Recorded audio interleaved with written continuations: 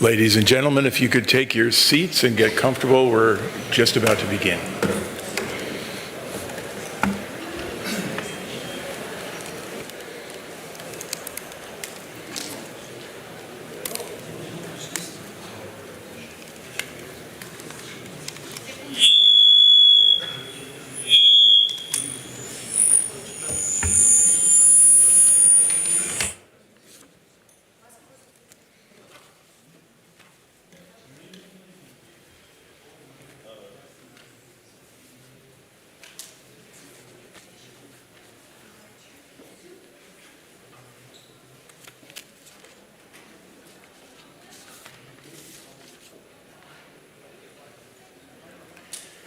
Welcome, everybody.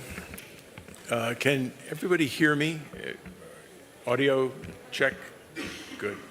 We are honored today to have the Afghan Minister of Commerce and Industry with us, Dr. Haji Azizi, and he is going to speak in Dari, and his remarks will be translated into English. So that, I guess, will be the protocol for all the questions that we ask. And I'm hoping that we will have time for some Q&A at the end of this. So if any of you have any questions for Mr. Azizi, please hang on to them and we'll try to get to them at the end of the session. It's an honor to have you here, sir. Thank you very much for joining us. Thank you very much. Thank you. As a first question, I'd like to ask you to describe the main industries that you're seeing as essential to Afghanistan's recovery. Bismillah ar-Rahman ar-Rahim. Ba'd alhamdulillah wa salatu wa salam ala Rasulullah sallallahu alayhi wa sallam. Khadmatu hazirin wa majlis as-salamu ala man ittaba al-huda. Ma az kashwara Jamhuri Kazakhstan. Okay.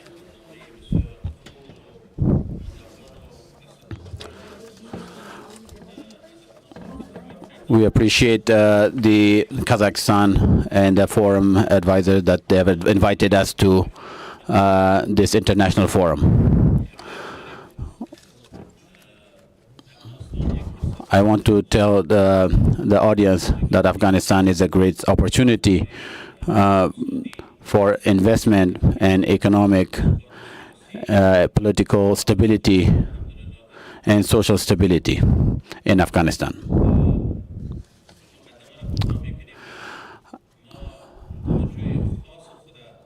I want to say shortly that as long as I am introduced as a Minister of Industry and Commerce, I've worked quite a bit on the industry and manufacturing and also on the exports.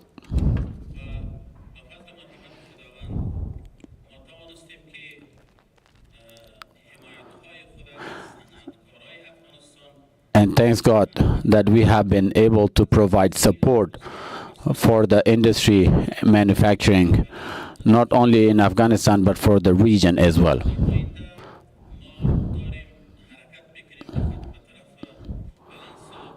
We are slowly moving towards balancing our trade.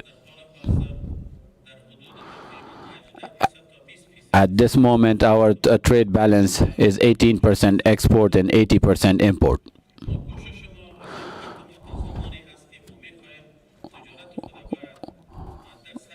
We are attempting to balance this to make sure that the trade and export and import is 50-50.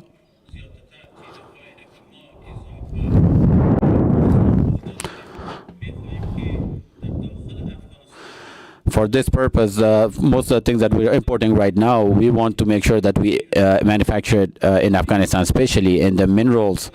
We have a lot of raw materials that we want to complete the value chain for the process of these raw materials. This is our priority. The next thing that we want to make sure that all our agricultural products, instead of exporting them as raw form, we add some value chain, some value to it, and then export it. We want to make sure that this is properly sorted, packaged, and according to the international standards, and solve all the quarantine issues and then export them. And thanks God, most of our industrialists have been able to process these agricultural products within Afghanistan with the international standards. And they have reached most of the destinations for the export of the goods.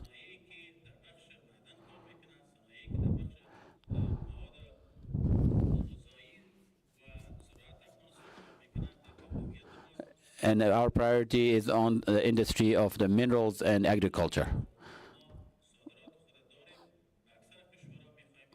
address the issue of corruption. I know that corruption is associated with Afghanistan, and I'd be interested in how you're working to build trust with potential investors and with the Afghan public. Thank you very much.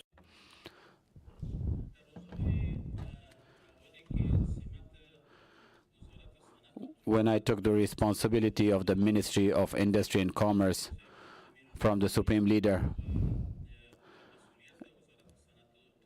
and I was in charge of the ministry, we promised that we will be working on two fronts that face the private sector.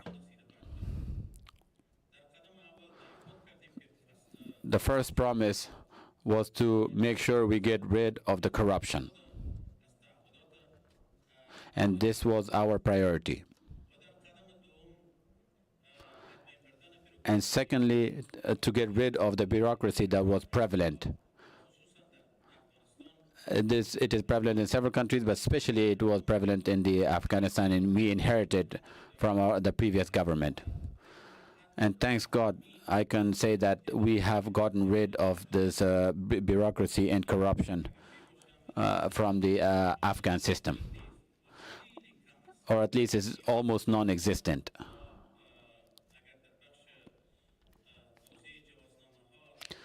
Be it in distribution of a license or distribution of land, or all the programs in the ministry. Those programs weren't being done in months, but now we do it in days and hours. We are promised that all the industries that are built in Afghanistan, we reduce or almost remove all the tariffs on the goods that come to them. And if there is raw material that is needed for those factories but aren't available in Afghanistan, we provide either 0 or 1% tariff, meaning almost non-existent tariff for those goods.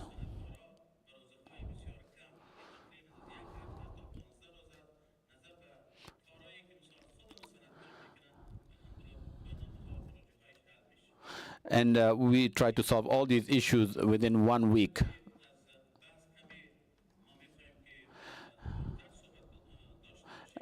And I want to expand my discussion a little bit. Our funds are blocked with the Americans. In the first couple of years, we requested the unfreezing of those funds and given back to the people of Afghanistan.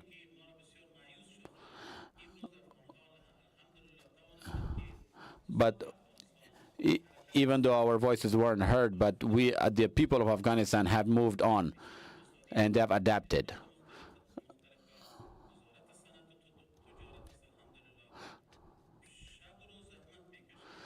The people of Afghanistan and ministry, with the help of Ministry of Industry in Afghanistan, have been working day and night.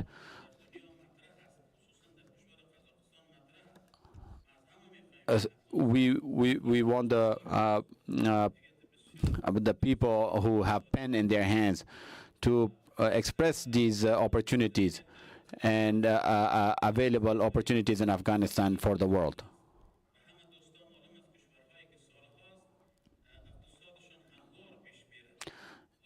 You know, there are countries who have been stable for a very long time, and there aren't many opportunities for the companies to work in these countries. But Afghanistan is an untapped market, and this provides a potential for those countries for an investment. And we have it in the we have opportunities in mines, in the agricultural sector of Afghanistan. There are opportunities available.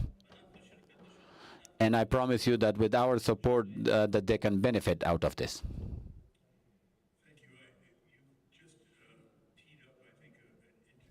point for our audience. What would be the projects that you would prioritize, Your Excellency, if you had to rank investments in order of priority? Would it be healthcare? Would it be infrastructure,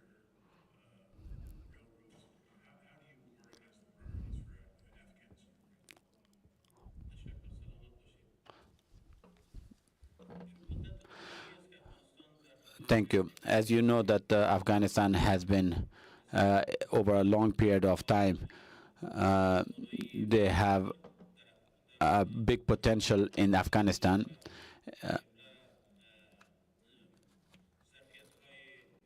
There is a potential, obviously, for mineral resources and agricultural resources, and the need for the energy and capacity for transport and transit potential in Afghanistan has never been used. For the past 5 decades, Afghanistan, in regard to the economic sector, even though there were so many potential, but it was untapped and people lived under the poverty line.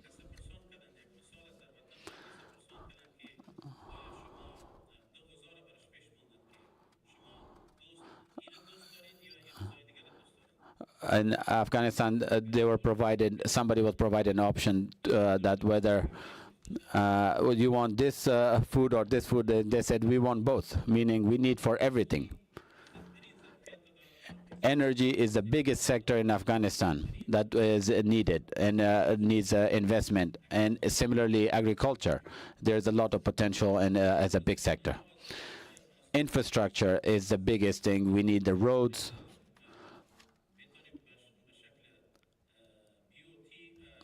We can provide opportunities for investment in as BOT format. Or if somebody is interested in assisting Afghanistan. But there are a lot of sectors that Afghanistan needs, especially in the infrastructure. If there are companies interested in investing in these sectors, I can tell you that there are the companies who have come to Afghanistan.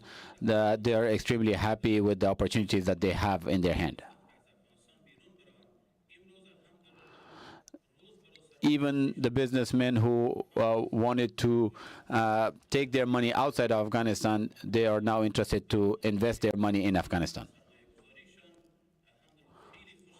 And they are pleased with the opportunities that have been provided for them and for the investment program that they have. I can tell you from Turkey that there is 77 company who they have invested already and they are interested in more investment. And from China we have similar companies, and from region also we have some companies that are interested in investing. Afghanistan doesn't need support and investment in one sector. In all sectors, I can tell you that it's needed. I invite our Kazakh friends and investors to come to Afghanistan. Afghanistan is currently in the development phase. And we suggest that they work together with the Afghan brothers.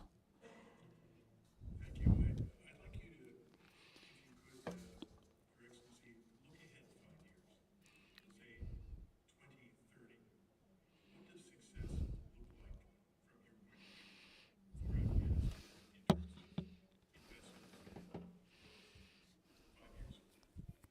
How do you feel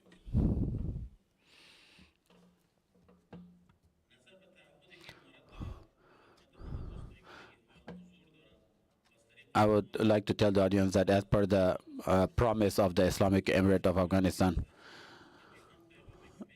we would like to express that all the officials of the Islamic Emirate of Afghanistan, even though there are a lot of propaganda against them, but they are committed. Islamic Emirate is committed that Afghanistan and the Afghans should prosper, that they should live a great life, like the fact that they didn't have a chance for so many decades.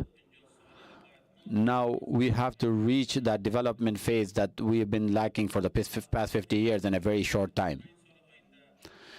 I believe in the next 5 years, with the programs that the officials of the Islamic Emirate have, I'm sure that we are going to be developing a lot in the infrastructures and the energy sectors, which is the basic needs for the people, as well as the railways, and as well as in the trade and import and export, and pretty much in all sectors of business and investment. I can tell you that the Islamic Emirate is working day and night. In the next 5 years, we will move towards economic stability, security, and political security, as well as economic security. In the next 5 years, I envision that Afghans will live in a prosperous life. Today, our people have moved towards migration. They want to go to other countries. They want to migrate to other countries for work.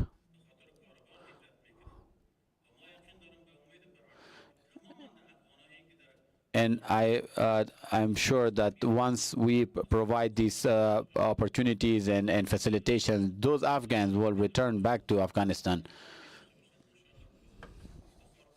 and they will be honored to come back. Thank you. A final question just from me and from the desk here. I'm interested what message you would convey to the international community who might see Afghanistan as not a viable investment and perhaps would be wary of corruption or see Afghanistan as unstable.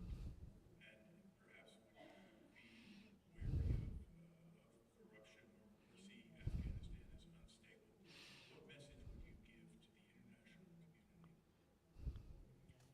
international community? This is a really great question that you asked. As I mentioned before, a little bit on this one, that the audience that have been present, and you obviously have views, and you have pen in their hands. I want to share from different angles with you that let's fight against those media and that provide a negative picture of Afghanistan. Afghanistan is a champion in the political world. Afghanistan has never attacked somebody. Afghanistan has always been in a problem, as you have been seeing over a course of period, that they're always victims. Right now, we ask the international community and the regional countries, and especially from Kazakhstan,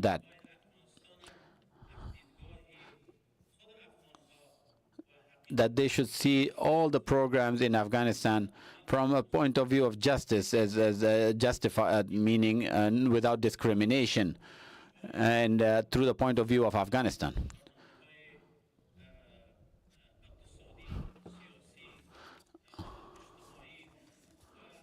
Today, there are all kinds of programs running in Afghanistan, not for Afghanistan only, but rather for the region, for the international community as well.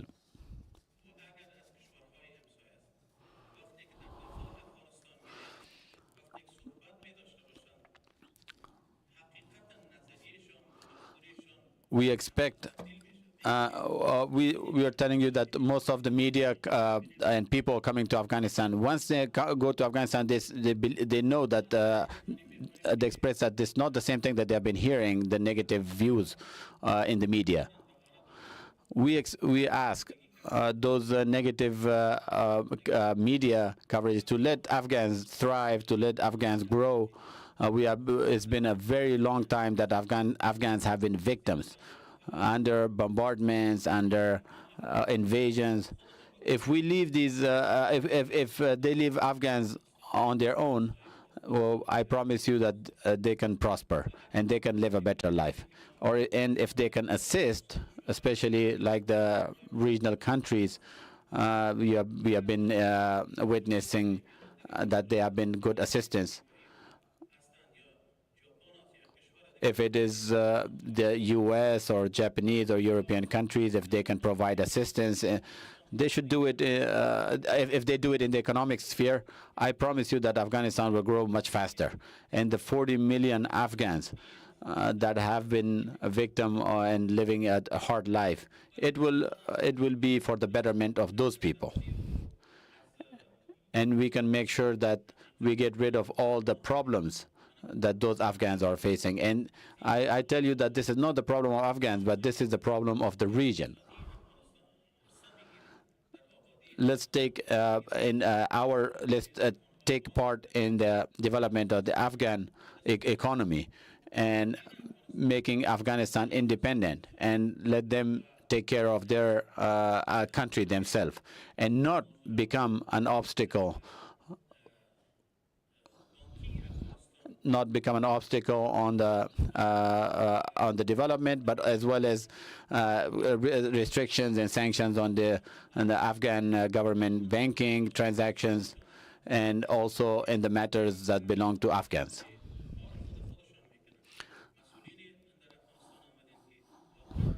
Today we have officials that feel the Afghans, and they work for the Afghans, not for themselves, unlike before. They are working for the 40 million population of Afghanistan. Thank you very much. Thank you very much, Mr. Minister. As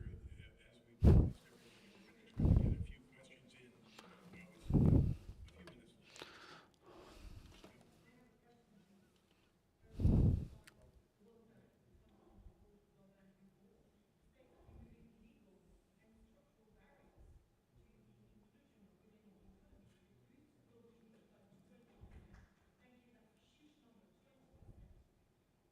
So in light of the economic challenges you have described that your country is facing, what steps are you taking?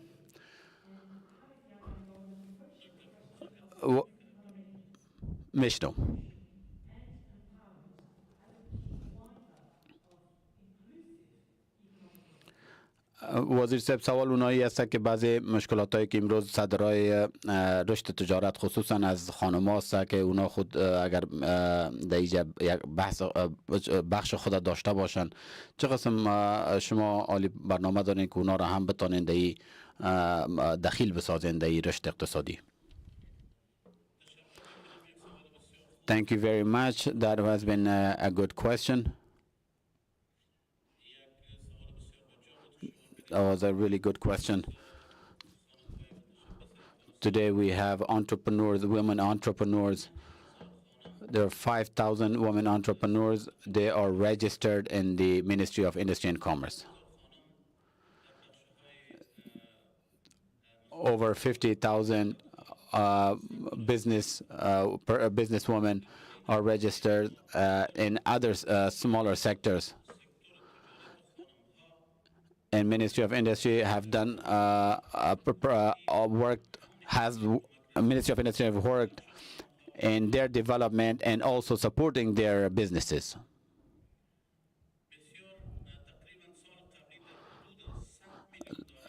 Last year there was $100 million worth of support from the NGOs, and I signed those contracts with them to support women entrepreneurs. Women entrepreneurs join us in our exhibitions.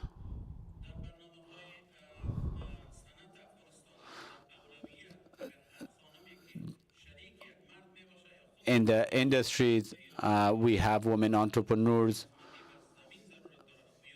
If there is a need for them, for the industry, for the land, or for anything, we prioritize them. And we make sure the same facilitation is provided for them as well, so that they can become a part of this economic development.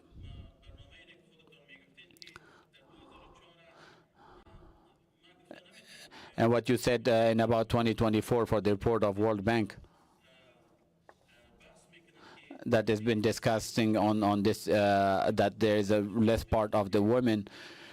But I can tell you that the Chamber of Afghan Women Chamber of Commerce and Industry is currently independently working. It's not under the government, and they are a big part of the Afghan development, economic development.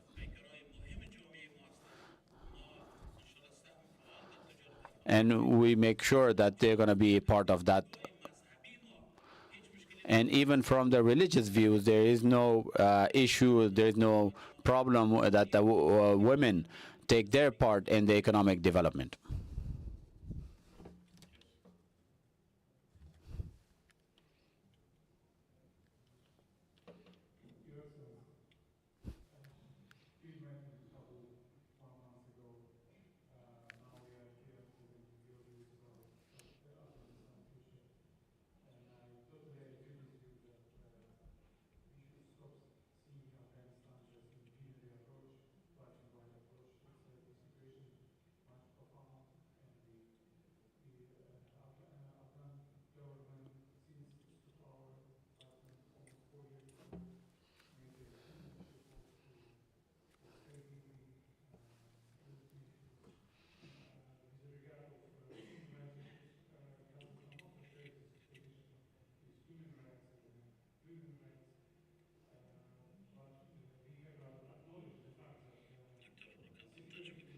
ولو عاوزنا ما وعاوزنا نضرب.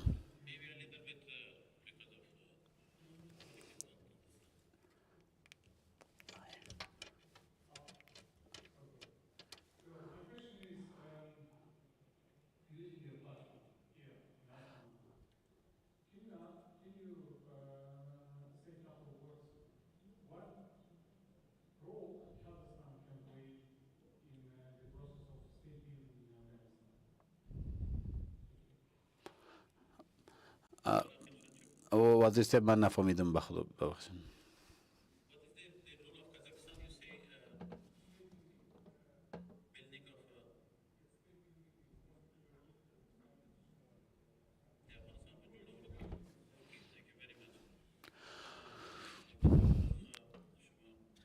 درست. Thank you very much. Our good friend, our good brother, spent some time in Afghanistan, and he had a lot of discussions with the Taliban officials.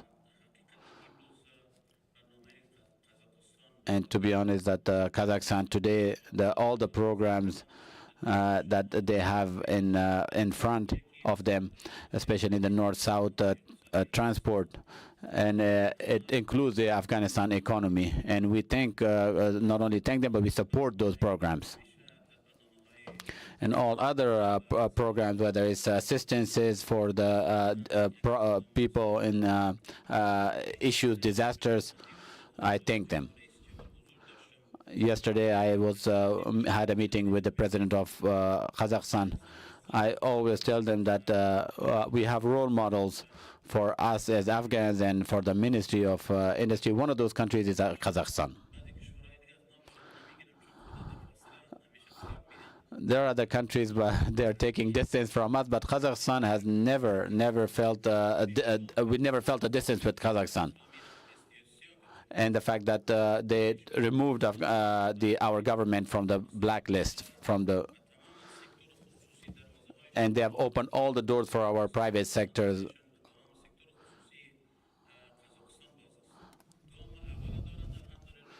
They have taken the first step. They are at the forefront of assisting Afghanistan. if they work in the Salang Tunnel area, which is this will assist the transportation for the Central Asian countries. This is a corridor. We don't want to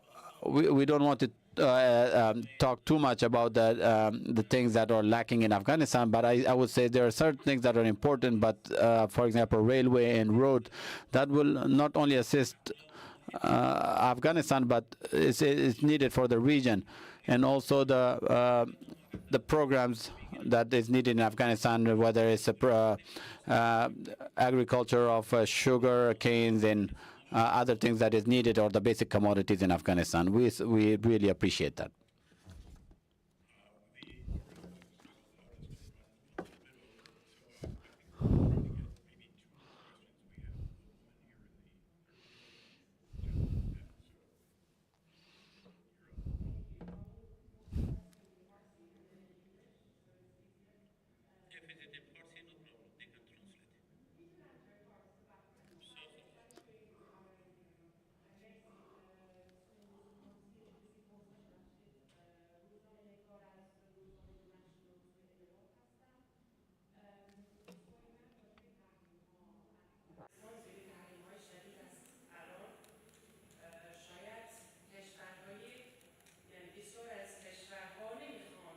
مایک کمی نزدیکتر بگیرین.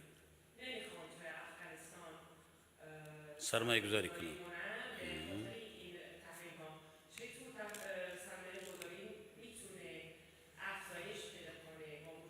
تشکر. تشکر.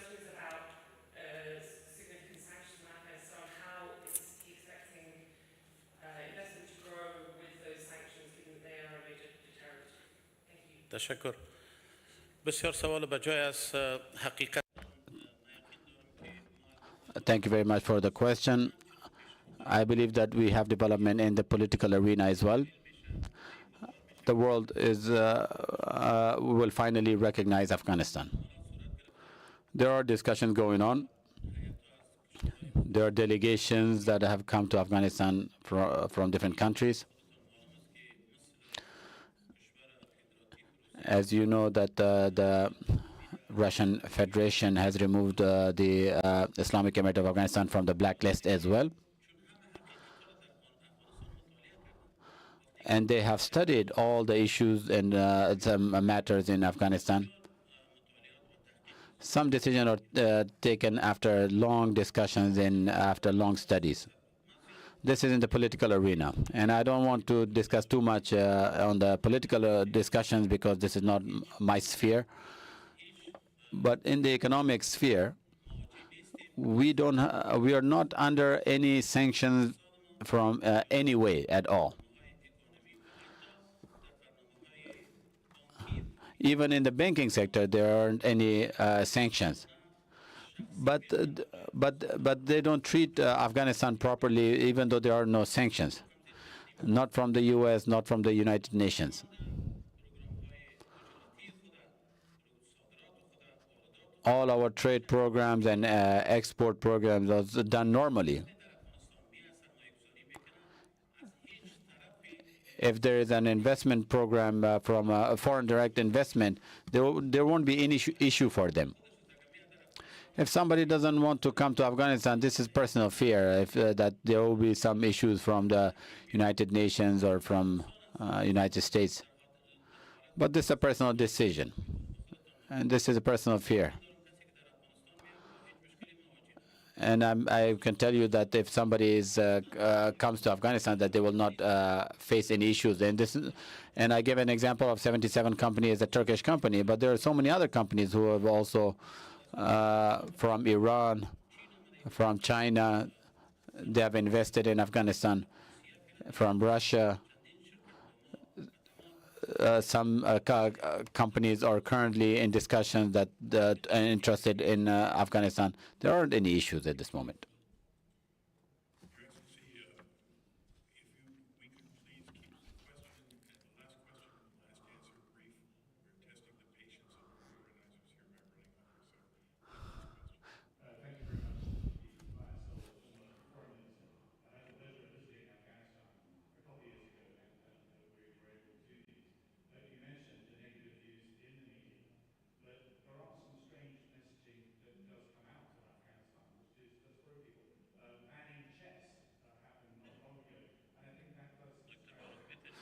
به ما آواز نمیاد. scratch their heads. When I visited Afghanistan, I went to the airport, my passport was stamped by a female, my baggage was inspected by a female. The NGOs that I worked with all had females working with them, and that was really good to see. But it is different to the messaging that seems to come from Afghanistan. So can I welcome your clarity, bearing in mind the first question that's been made, of the role of women, because that is important, not least. Saudi Arabia, conservative interpretation of Sharia law as well, are now embracing and understanding the importance of that, and I would encourage Afghanistan to do so as well. If I may very quickly say, my final takeaway from my visit was that all under 10-year-olds, boys and girls, over half of them are not getting any education at all. Schools don't exist. And that means there's a deficit in education in the next generation of people who can take Afghanistan forward. To fill that void, the international community wants to come in. But they will only come in if they can see that there are less of these announcements which don't make sense, which actually don't sit with what you are actually telling us here today.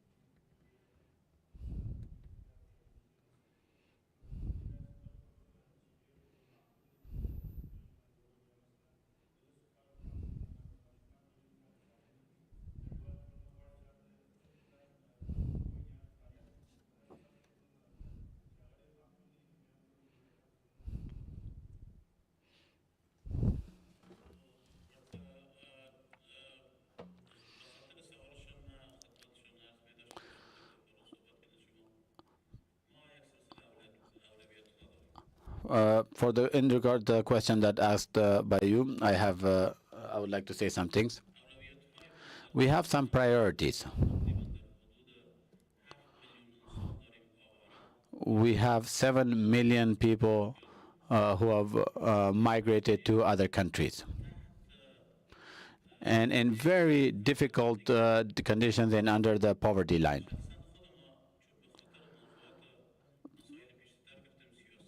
Personally, as I said, I don't discuss the political discussions too much because I work in the economic sphere.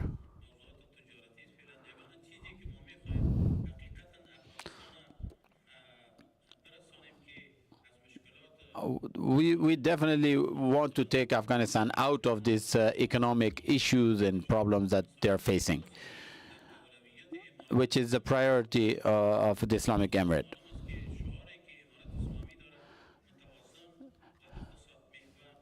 And Islamic Emirate is an economy-oriented government.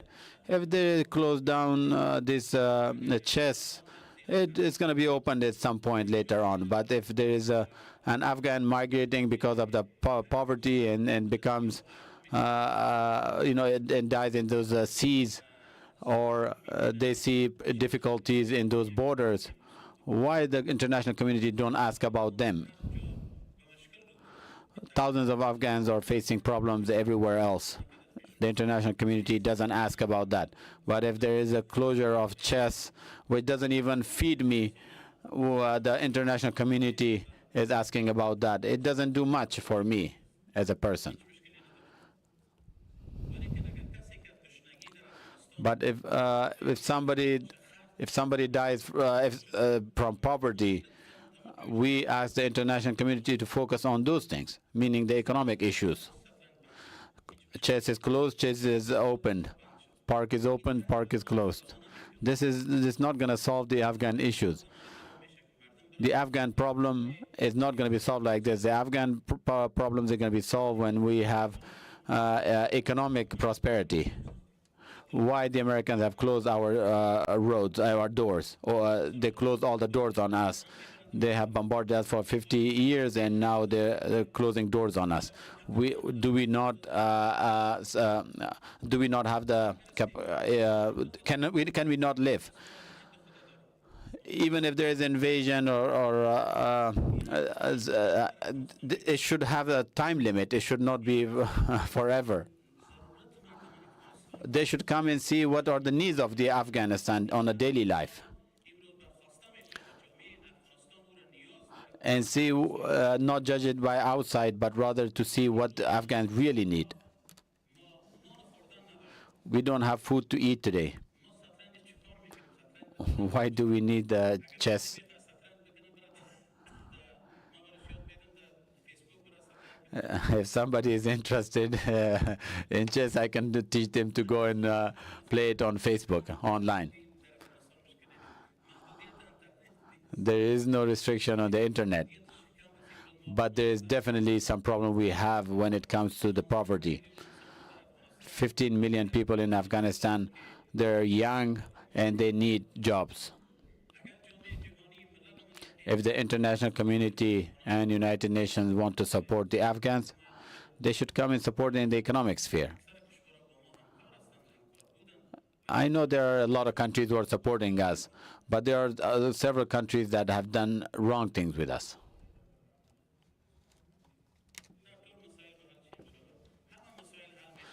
We will solve all these issues that you mentioned today. But because they are priorities, and we're working on them, all of them, all the programs that we have, if I discuss too much, then I become, it takes a lot of time. But we should work on the programs that are the priorities of the Afghans. Thank you very much. Mr. Azizi, we could clearly speak for hours. This is fascinating, and thank you very much for your candor and for your responses. And thank you. The audience for your questions. That was great. Thank you very much. Everybody going to head for lunch. Thank you.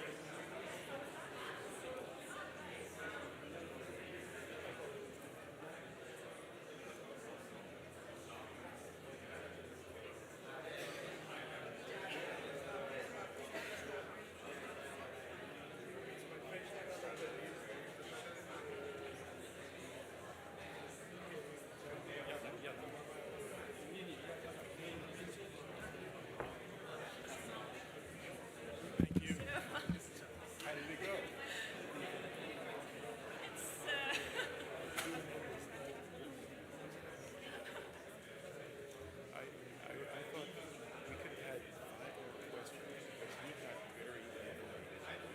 Yeah, because each question is right, and it's like these on this patient. And I didn't have to ask you. Can I take one picture with me? Of course. A pleasure. And the picture. Just the cross. We have a picture. Okay. Like, thank you. What's your name? Name here? Oh yeah. Like this.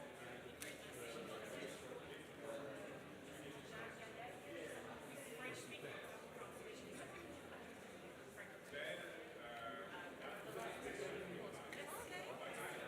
Thank God he didn't overreact. My goodness. Yeah, it was. He was very. He talked to me afterwards, and he agreed. Kabul, Kandahar, they say in two different things.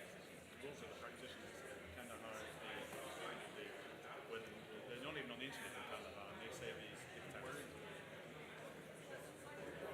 I wanted to say that. symbolic. I could have chosen so many things. But he's right about the internet. That is not limited. So a lot of the girls' education is now done online. Huge program, as we did in COVID. There's those packages in our study course.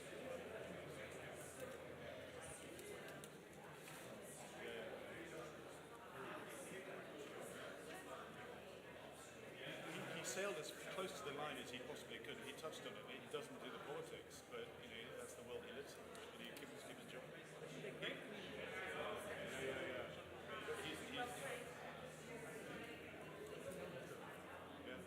But he's the Rubio. Like very thin.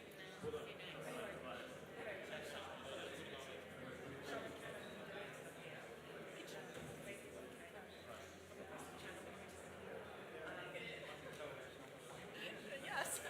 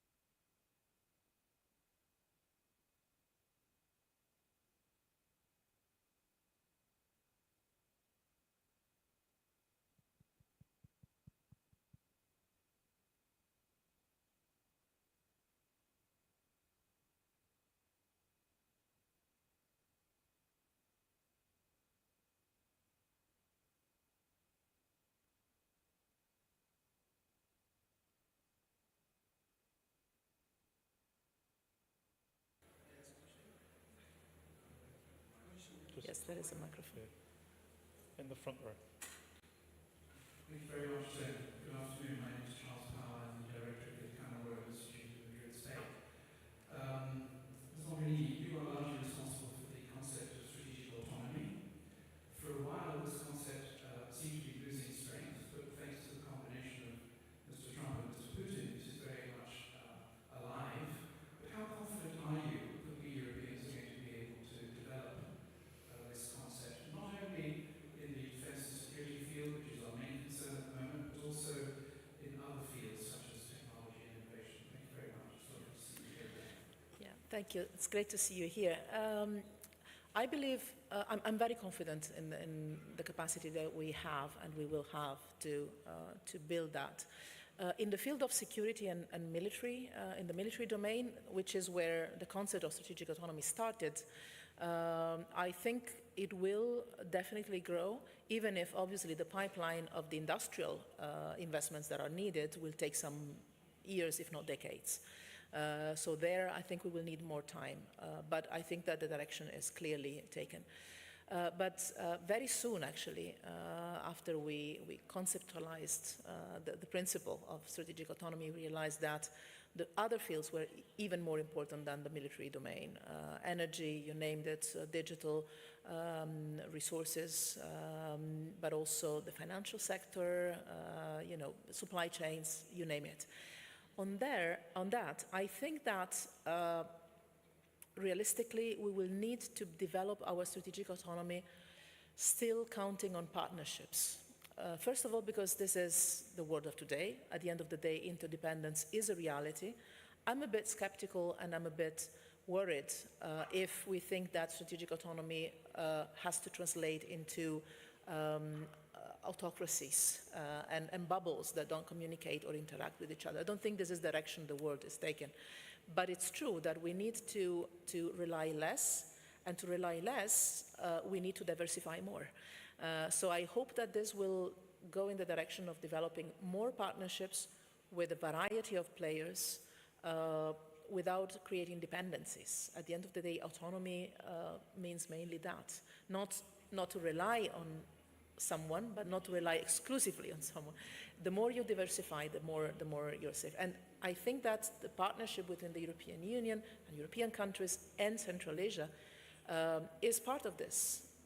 Is part of this strategy to diversify as much as possible our network of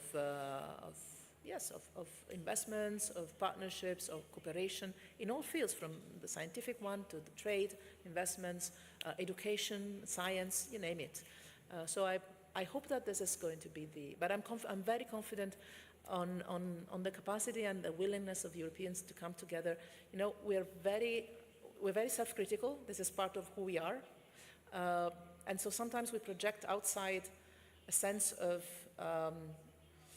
crisis. This is the way in which Europeans think of themselves and communicate about themselves to the others. But honestly, I think that we are doing actually pretty good. And I have to say, I've never felt, even if we're facing crises and trends, actually, I feel very proud and feel very positive about European, especially in these times, I have to say. We could just take one if it's a short question. I'm going to ask to go to the back here. Yeah, go on. Hello once again. I'm also from Uzbekistan, international relations journalist. Mrs. Mogherini, you know that yesterday the Prime Minister of Italy visited Samarkand, Uzbekistan. It was the first ever state visit for 30 years for her offshore working here.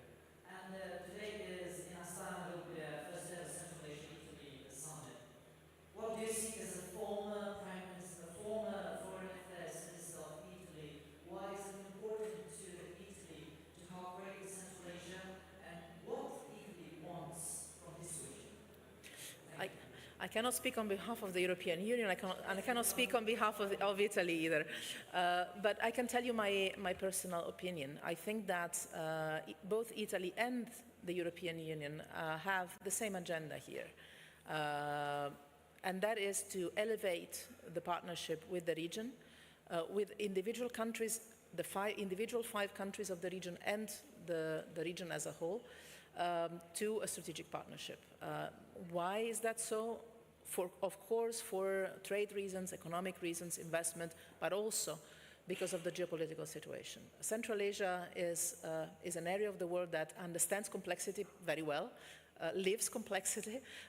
Geography and history determine, a setup where you probably cannot and should not choose among different players and still have to balance among different players. And I think that I've always detected in the Central Asian attitude towards Europe this willingness to come closer because we recognize each other as similar in a way of understanding and perceiving the trends. So I think that there is a common interest, and I think that the Italian strategy towards Central Asia coincides perfectly well with the European strategy and the European Union strategy. So I think it's clear, not only investing in economic and trade relations and cultural relations, but also playing together in the geopolitical scene in this framework of diversifying partnerships as much as possible. And I think it is as much in the interest of Italy and the European Union on one side, and in the interest of the Central Asian countries individually and as a whole to strengthen this tie. I believe in that very, very, very much. Well, thank you, Federica. Thank you for giving such clear and coherent answers to all those questions. We've run out of time now. So it remains for our audience and myself to say thank you and wish you the best of luck. Thank you.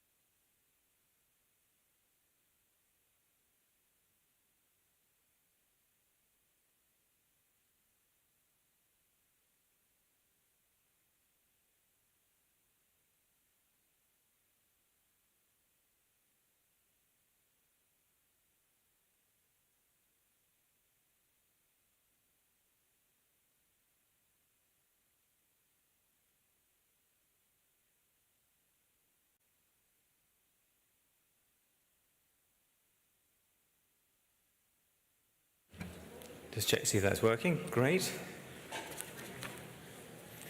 Hello, everyone. I'm just going to get going because we're slightly behind time, and I want to get in as many questions as I can. Welcome all to this fireside chat, really, with Almaty Hall, the UN, the Under-Secretary General and Special Envoy for Digital and Emerging Technologies, a former Indian diplomat and tech policy expert, served as India's ambassador for disarmament, correct? So, and was appointed UN Secretary General Envoy of Digital and Emerging Technologies back in 2022. So we're dealing with, obviously, a considerable expert here. His keen focus, unsurprisingly, is on inclusive digital transformation and AI governance. In our discussions, one of the great things I discovered, obviously, that Almaty was actually at the Bletchley Park AI Safety Summit in 2023. I guess I want to ask you, like, how was that? And did you actually, were you in the same room as Elon Musk, actually? Yes. And what was he like? I think he was very engaged. We found a moment together. He cares deeply about not just the promise of AI, but also the risks that AI brings.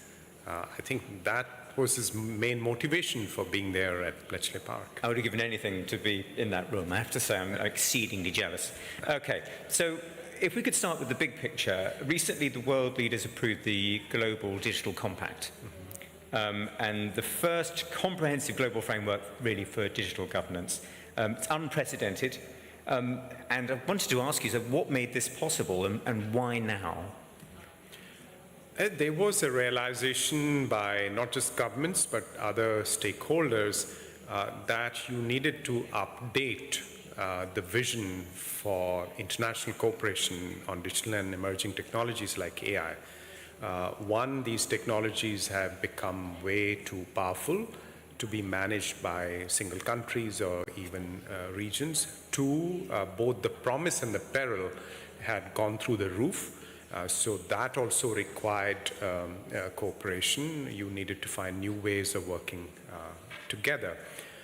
And three, there was the opportunity of the Summit of the Future, which had been planned on the 75th anniversary of the UN. So there was a political moment that was available.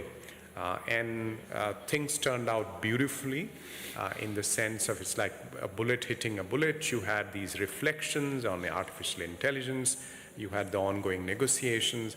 And the opportunity was there and the decisions were taken. And now we are in the phase of implementing those decisions. I think with the key breakthrough, obviously, is like getting 193 countries to agree. I mean, I don't know how you navigate the tensions between countries and very different approaches to that. Can you give us any insight in how that's even possible?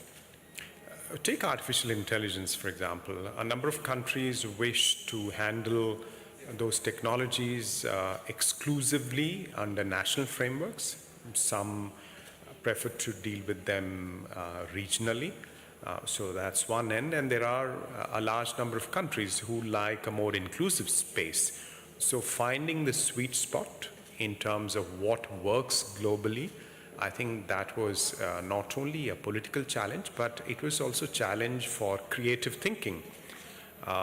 So what we ended up are some very creative and incredibly effective solutions if they are implemented well, in my opinion. So at the global layer, having regular scientific assessments through an independent scientific panel of what the technology is, what it implies, and so policy making can be informed by scientific evidence. And then at the same time, a policy dialogue. So the complement to the science piece is a policy piece where you have these national regional experiences of rulemaking, of regulation being brought together and harmonized to a degree. At least there is learning from each other, building up of shared understandings and vocabularies, hopefully some interoperability for the private sector. And third, an effort, not a binding effort, but a voluntary effort to bridge the AI divide, to democratize the AI opportunity, so every country everywhere can build some AI models and solutions in their own language, in their own cultural, economic, social context, and contribute talent and data sets to the overall AI economy. So that was the creative space, that was the space of political possibilities that member states seized. Right, and I want to come on to the AI divide actually, but just before we leave that really, I wanted to ask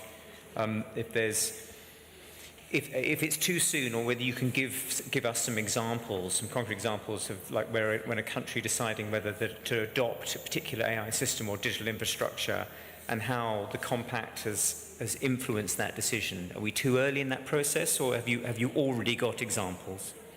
So I would say in my travels this year, Vietnam, India, Africa, several countries in Africa, and now Kazakhstan, Eurasia, I've seen that the Global Digital Compact, the work of the high-level advisory body on AI, is influencing how policymakers are thinking about these issues, and is also influencing how they are bringing together the challenges of AI infrastructure, AI talent, the interface with digital public infrastructure and data issues, by using the framework of the Global Digital Compact to think more comprehensively, and not in a siloed manner, only about AI or only about data or only about connectivity. So I see more connectedness in thinking and in action thanks to that process.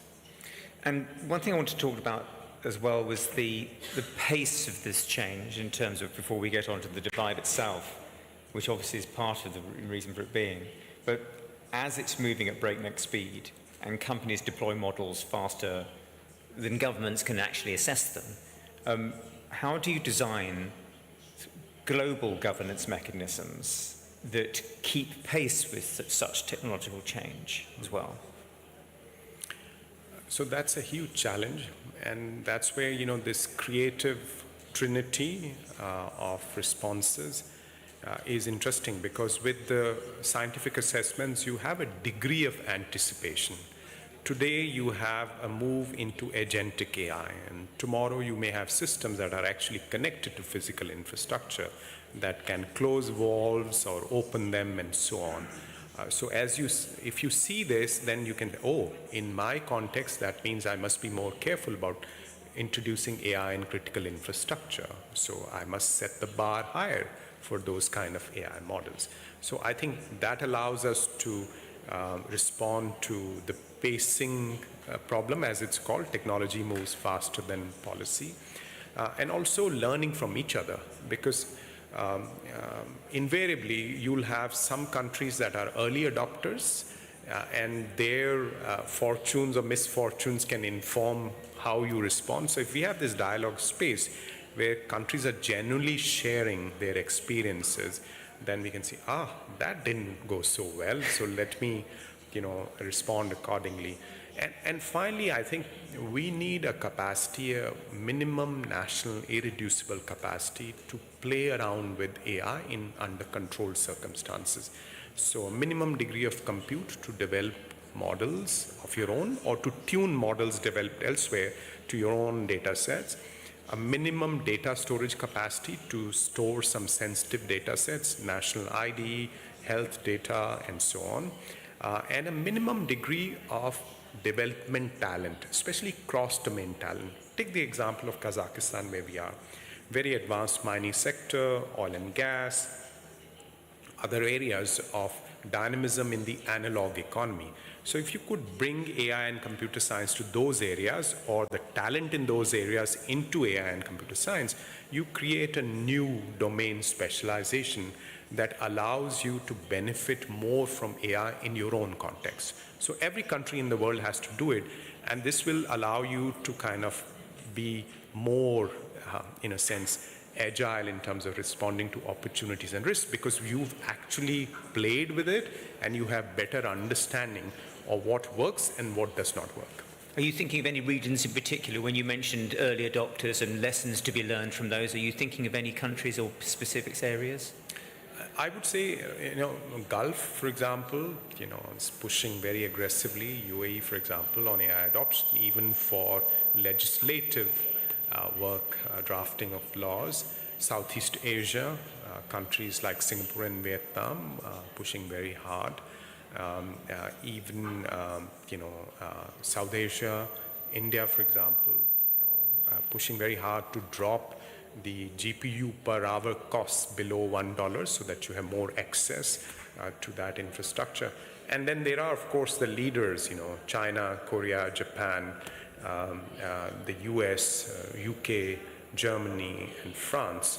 So they are aggressively pushing the boundaries on many of these areas. The private sector is the key experimenter here. And I think we need to close the distance between governments and the private sector on the one hand, have more regular conversations on the economic impact, on the risks, and so on. So more of a smart regulatory approach rather than a blunderbuss approach. And we also need to close the distance between independent experts, civil society, and the private companies, because often they mark their own homework, but we need independent evals, as they are called, independent metrics of progress, risks, and impact, so that when someone claims that this is going to transform the response to tuberculosis in South Asia or in Africa, we actually have ways to actually testing that out. We've mentioned the digital divide and the AI divide, so I want to pick your brains about this. So you've warned about this, the digital divide becoming an AI divide. And we're already seeing this, in my opinion anyway. Countries which lack basic digital infrastructure being left out of the AI revolution entirely. What is the UN strategy for preventing this? Is it realistic to expect developed countries to fund AI capacity building for developing nations or nations that are not as far advanced? Yeah, absolutely, because it's in their own interest. Because if we have this democratization of the AI opportunity, you have more data sets that are high quality, diverse, available for AI models. You have more talent, because talent is an issue in some parts, and Africa is a large talent pool, for example, yes, for the future development of AI. So this is not charity. This is a win-win kind of a situation. And frankly, if we find ways to channel hardware that is getting obsolete for the leading developers to those who can still use it beneficially in their own context, we also smoothen out the demand and supply of infrastructure over time. So these are kind of ways to look at it differently from the previous charity-oriented development cooperation paradigm. And the divide, what the UN is doing or thinking, I tend to describe it as a funnel. So at the lower end, you have the connectivity divide, 2.6, 2.7 billion people who are not on the internet. Then you have a divide around content. Most of the world is consumers of content. Yeah. They're not generating their own content. So there's content poverty. And then you move on to data. Where is the data for training AI models coming from? It's largely 6 or 7 languages, mostly English, mostly North America and Western Europe. So Turkic languages, for example, including Kazakh, are a minuscule proportion of the data. I've heard 2,300 times less representative. So that's I think the middle portion of the pipeline. And then you have AI, where there is this huge divide. All of Africa has less than 1,000 GPUs. A single American company has 250,000 GPUs. So you see, Africa has data, Africa has talent, and a huge number of use cases where AI can really help. but it doesn't have access to the compute needed to develop AI models. And finally, the widest part of the funnel is where you have AI and other emerging technologies meeting specific domains like health or physics and astronomy and so on. There is niche talent, niche data, niche AI models in those areas, and without them you cannot think of future value add. So most of the world is out of that game. So we need to keep an eye on all these divides, and half the game is really bringing the attention of policymakers, the private sectors, consistently with evidence, with data, with opportunities to address the divide regularly. And that's what I think the UN brings most value at.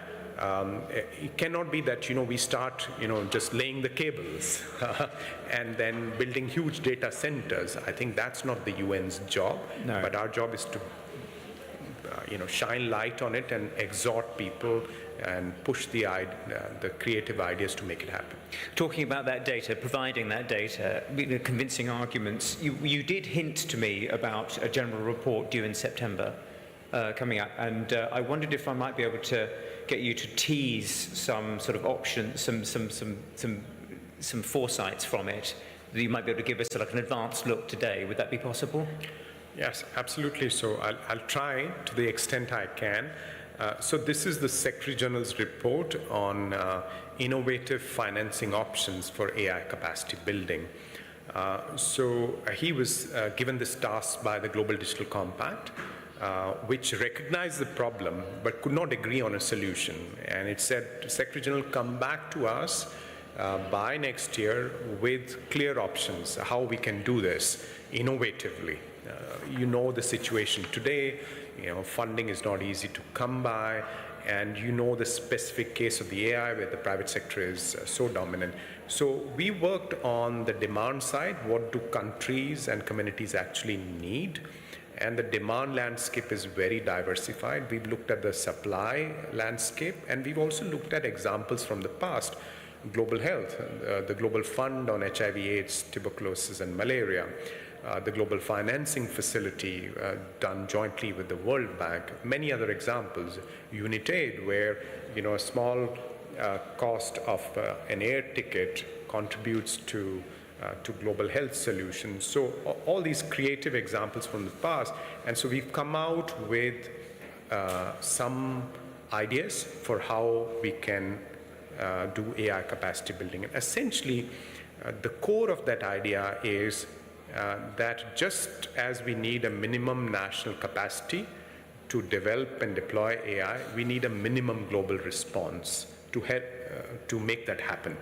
And that minimum global response should include a pooled fund that channels these investments into the 50, 60 countries, the least developed countries, the landlocked developing countries that are most in need of this, which also channels in-kind resources. I mentioned those GPUs becoming redundant, also talent and use cases that people are willing to share, data sets they are willing to share, through some kind of a coordination mechanism to countries in the lower tiers of AI maturity. And finally, we need a coordination platform for existing funders, because funds are being deployed without sufficient alignment, without sufficient thinking about metrics and evaluation, impact, and so on. So some kind of a mechanism whereby the funders retain their sovereignty over funding decisions, but find some value in coming together regularly so that their funding decisions lead to the kind of impact that funders themselves would wish to see. So this report is due this September, and we hope it leads to meaningful decisions by the UN member states so that we can urgently address this part, the yawning gap that is there on AI and its applications. I wanted to ask, as we're coming to the end of our session, unfortunately it's flown by, but I want to ask what success looks like to you on this. What are the metrics here? If we're looking ahead to 2030, what does success look like for your mission? How will we know if the global digital compact and these new institutions are actually working? How will we know whether the valuable work that the UN and you are doing in this regard is bridging an AI divide? So I would say, put out 3 criteria of success. So 2030, if we look back and say, we were wise, we adopted the Global Digital Compact in 2024, we were wise, we took these decisions in 2025, and over the last 5 years, what we've seen is these regular scientific reports that have clarified the situation to us, have alerted us to some major risks, and we have responded accordingly.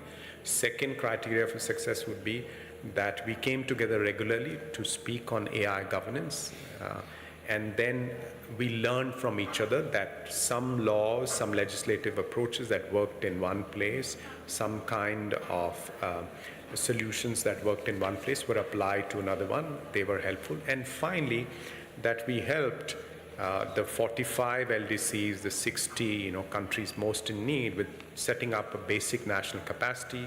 They built data sets in their own languages, some low resource languages. They've started to have the critical mass of talent that's needed to drive the AI applications in their own national context. So I think I'd be happy if we can hit these minimum kind of success criteria. Of course, this technology is moving so fast. Just 2 years from now, we might be at a different level of risks and opportunity. There may be shifts in the job markets that we can't anticipate today. No. So that might require a more robust response, both nationally and globally. So I hope that then we can use these foundations to draw up an architecture that's even more fit for purpose. Indeed, we've already seen companies like Klarna sort of get rid of people with AI, then actually hire people back in because they realize it's not working. Shopify we talked about as well, using that sort of bar. It's moving so quickly. I guess my last question to you, as we run out of time really, there are a number of global leaders here, there are a number of very influential people here, whether they're running countries, companies, or civil society organizations or whatever. What's the one thing you most need them to understand about this moment in digital governance? I think the most important understanding is that you can shape this. That often we have this feeling of helplessness, that this is happening too fast. It's happening in places where I'm not, some part of the Silicon Valley or other places. But I say that every country can shape this, how it impacts them, whether you rent AI, buy AI, or build your own AI, you can shape the AI future. So don't lose hope in terms of your agency over how this plays out. What a lovely way to end. Thank you very much, Almaty Singhal. Appreciate it very much indeed. Thank you.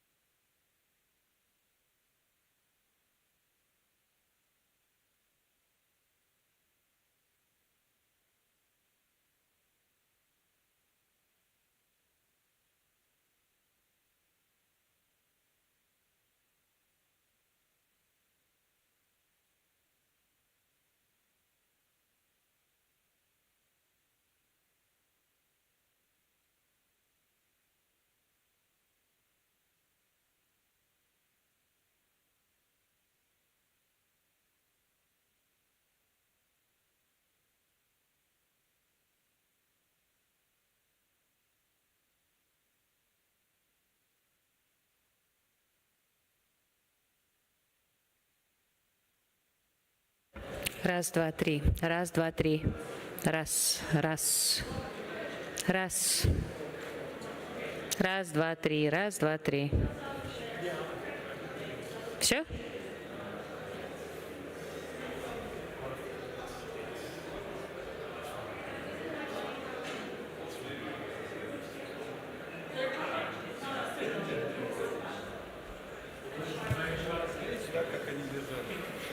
Раз, два, три. Раз, два, три.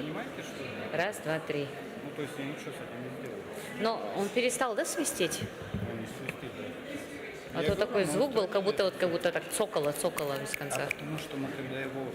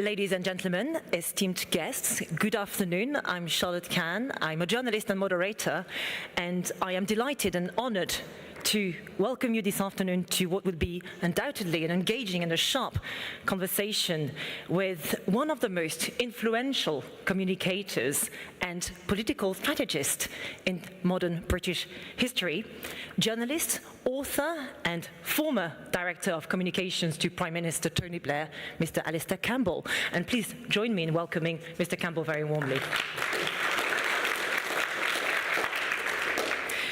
So Mr. Campbell, from Downing Street to best-selling books and now host of one of the world's most downloaded political podcasts, you have made a career of asking and answering, importantly, big questions. So today at the Astana International Forum, a platform for global dialogue in an era of division, we're going to be putting some to you, of course, and ask you, what happens when politics becomes theatre? When truth bends to narrative? What future for democracy and what role, of course, for the UK and for Europe in this great reshuffling of power in the world? And how do you best influence in today's world?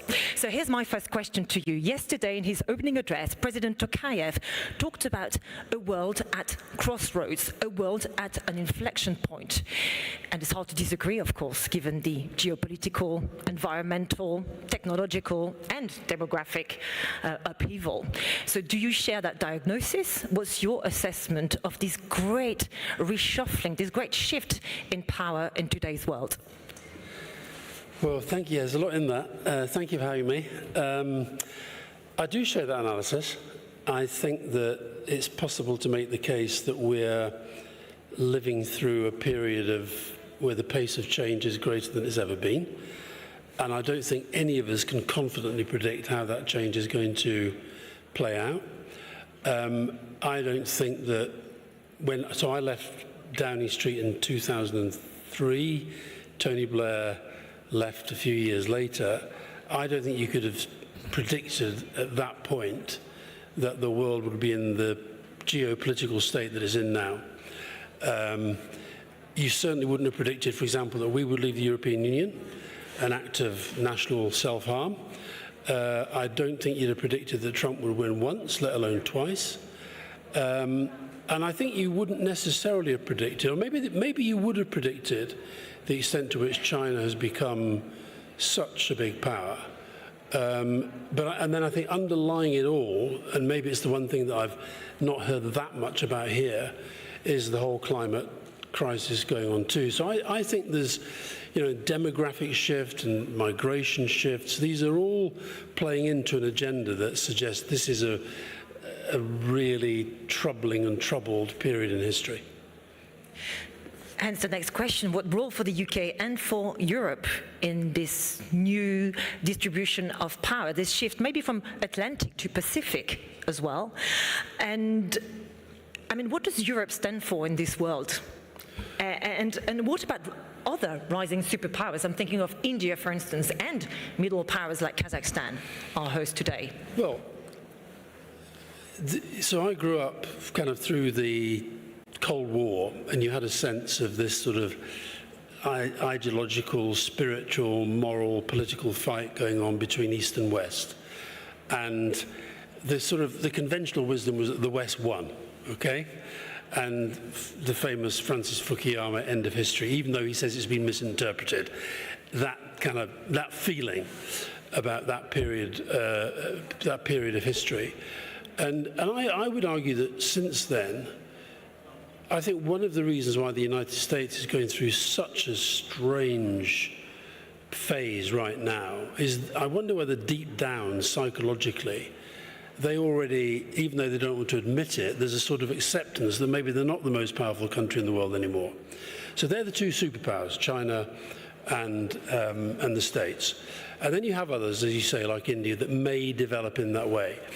What role does Europe have? The reason why I say that I think Brexit was an act of national self-harm is because I think Europe is the only other body of political values and ideological opinion that can ever get even close to the levels of power economic, military, and every other way you want to think of it, and cultural, of China and the States. So I'm still very, very confident about Europe. I'm less confident because of what we did. But it's very interesting to see how, even with Britain now, the UK now out of Europe, in relation to Ukraine, for example, and I thought it was very interesting. I wasn't here yesterday, but I had reported back to me the words that the President said. I thought it was really interesting and very clear as well. But I think the fact that you've now got this sense of different formations developing.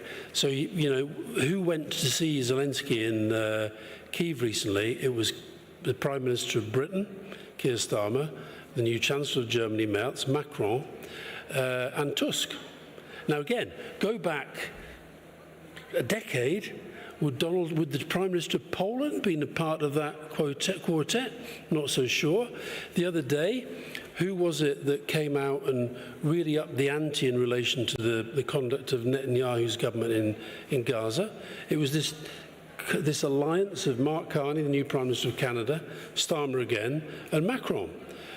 So I think you're going to get and this is, I've just been to the panel on middle powers in a multipolar world. We're going to see all sorts of new alliances developing. And that's not necessarily a bad thing, so long as it is not about trying to undermine fundamentally the international institutions that have actually just about held the world together.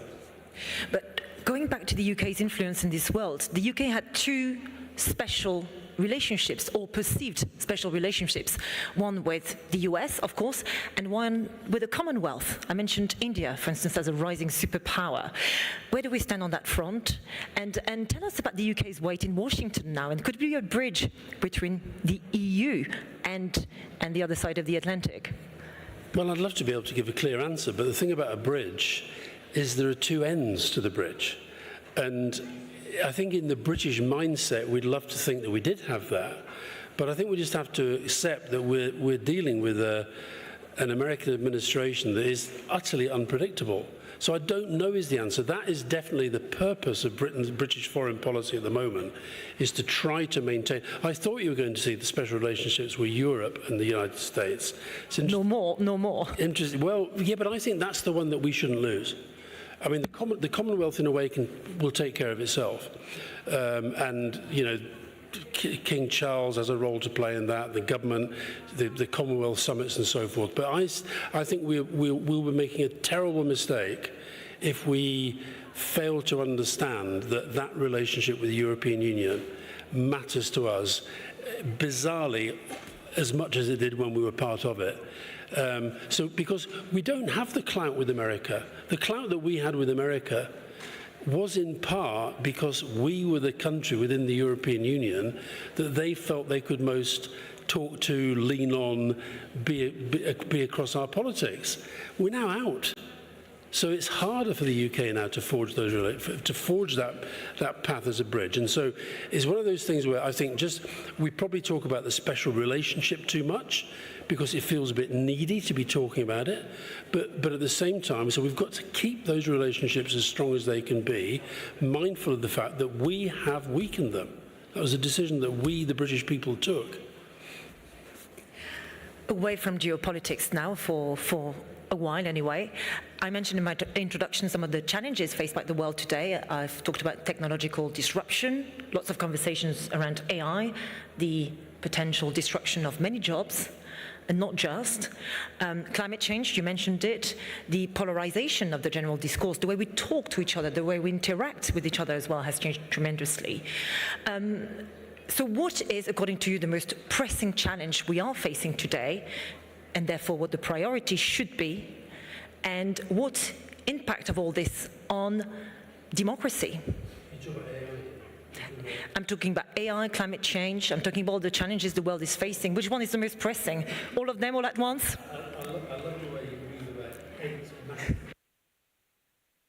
I love the way you weave about 8 massive questions into one. If we're talking about, and you mentioned there in the whole concept of truth and fact and debate, I think I often talk about what I call the 3 Ps that are driving a lot of the problems that we've got in the moment: populism, polarization, and post-truth. okay? Populism, Trump is the most obvious example. Populism is a form of politics where you see your role as to exploit problems to your advantage rather than to solve the problem. Polarization is a form of politics where, rather than seeing your role as bringing people together, you see it as driving people apart into their tribes, and then hopefully they just sort of fight with each other, and you stay with the winning side, and the winning side stays with you. And post-truth is much more than lying. Post-truth is essentially it's creating a false narrative that your supporters will believe. Putin is not an invasion, it's a special military operation. Zelensky is a Nazi. These are post-truth facts that are created as a way of driving this polarizing narrative. And I think this thing that I've found, part of me says, well, Russia, maybe you wouldn't be too surprised. I've found it genuinely surprising and shocking that we now have, as President of the United States, somebody who is a post-truth president. And AI, by the way, has the capacity to take this to levels that are frankly terrifying, where you can, because it's happening already. And if we're not careful, if we don't have proper media literacy and our own critical thinking developed, I found myself the other day, I retweeted something that the Pope had said. It was a video of the Pope speaking. And then I retweeted it, and then I was bombarded with people. Why are you doing this? It's fake. So that is going to, and you talked about the impact upon democracy. We're seeing it with elections right around the world. So it's something we've got to be conscious of. Politicians should see their job as trying to challenge it. The problem is, at the moment, we have a generation of politicians who actually see it as more opportune to exploit it. My previous question was multi-layered because I basically wanted to find out what stops you from sleeping at night. So let's explore truth and this post-truth landscape we evolve in today, because clearly that's very much on your mind. Media was, of course... No, the thing that keeps me awake at night is climate. Yeah, but post-truth is part of that. Post-truth is part of that. I honestly think there is going to be a special place in hell for the people who have monetized and weaponized the campaign against net zero and decarbonisation. I really do. And so that is the thing that keeps me. And the man with the orange scarf agrees with me. I'm very happy about that. Yeah, the gentleman clapping is the former managing director of the World Bank, Bertrand Badret. I very much hope you are going to ask us a question about that later on, Bertrand, and to the rest of the audience as well, of course. Yes, going back to the truth and the role of media, we are seeing this great fragmentation of the media landscape. And truth is now coming at a premium. We all have to pay for our subscription to reputable, credible publications these days. How do you see it evolve going forward? And what will be the pillars, the vectors of truth in this multimedia, multi-platform landscape? I think it's, well, first of all, I think actually education is fundamental to this. I think it's Finland. In Finland, because they've had are you finished? Somebody's smiling at me. Are you finished? Well, correct me if I'm wrong. Is it true that in Finland now children in primary school are being taught about how to spot fake news? Yeah. So, and that's because of the experience they've had of living next door to the Russians for so long. So, I think that I honestly believe political education is fundamental to this, because I don't know what it is like here, but in the UK, for example, which is meant to be one of the kind of developed, well-educated democracies, unless you study A-level, which is 16 to 18, politics, you don't learn about politics in school. So where are you getting your politics from? You're getting it from your parents. Well, that might be good. It might not be good. You're getting it from the media. Well, we have a very, very polarized, biased, and a media that often, you mentioned the FT there, it's one of the few newspapers that still cares about fact and still cares about the separation of news and comment. So most of the media, that's gone.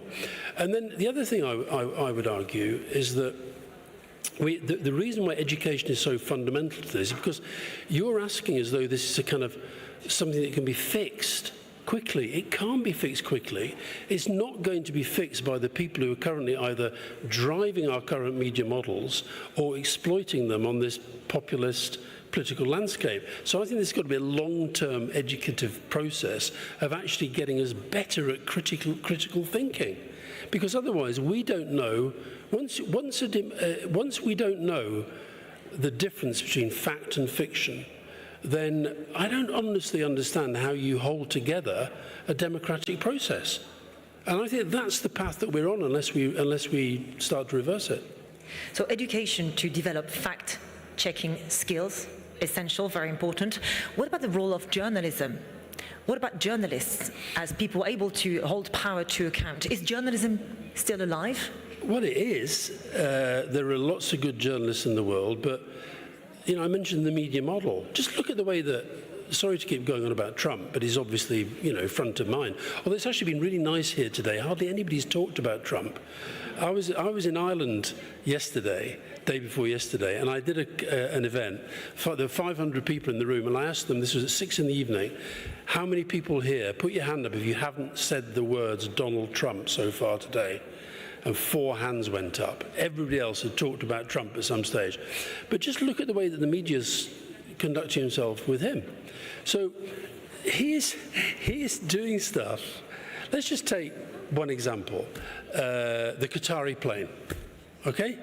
So Qatar, it would seem, are giving him a replacement for Air Force One. Now, to my mind, that of itself, as a single fact, is a story that in a previous generation, we'd still be talking about it weeks later, okay? It now emerges that he then comes out and says, this is a very generous gesture, blah, blah, blah, blah, blah. The Qataris then come out and say, well, hold on a minute, it wasn't that, you know, they asked for it in the first place. So the story changes. But because we've already done the plane story, it kind of goes away. So it's not that there aren't good journalists, but the business model of journalism now is about the assumption that none of us have got an attention span greater than a gnat. And we have to be moving on the next thing and the next thing and the next thing. So there's no space for the sort of coverage of issues that real journalism is meant to represent. And then, of course, the other thing that's happened is that he's turned, you know, I've been to the White House lots of time when Tony Blair was Prime Minister, and they have this thing at the top where they bring in the media for a couple of questions at the top of the meeting. He's turned every single one of them into a show, right? So, and they now think they're so interested, whether it was beating up Zelensky or, you know, attacking, showing these fake videos and fake headlines about the Democratic Republic of Congo and confronting the president of South Africa with them and saying, this is happening in your country. And the media doesn't see its role as calling that out. It sees its role as just covering it. Wall to wall, everything he says. I mean, if I see one more time, breaking news, Donald Trump takes questions from reporters, he does it about 6 times a day. And journalism, I think, needs to stand back and say, are we not just being co-opted into this populism, polarizing, post-truth politics? Because they are. And look what Jeff Bezos, you know, one of the richest guys in the world, buys a newspaper as a sort of vanity project and then gives up any sense of kind of editorial integrity. So they're the guys who, you know, journalists, I think, get a bad press, not least from me quite a lot of the time, but it's the business models that are driving this.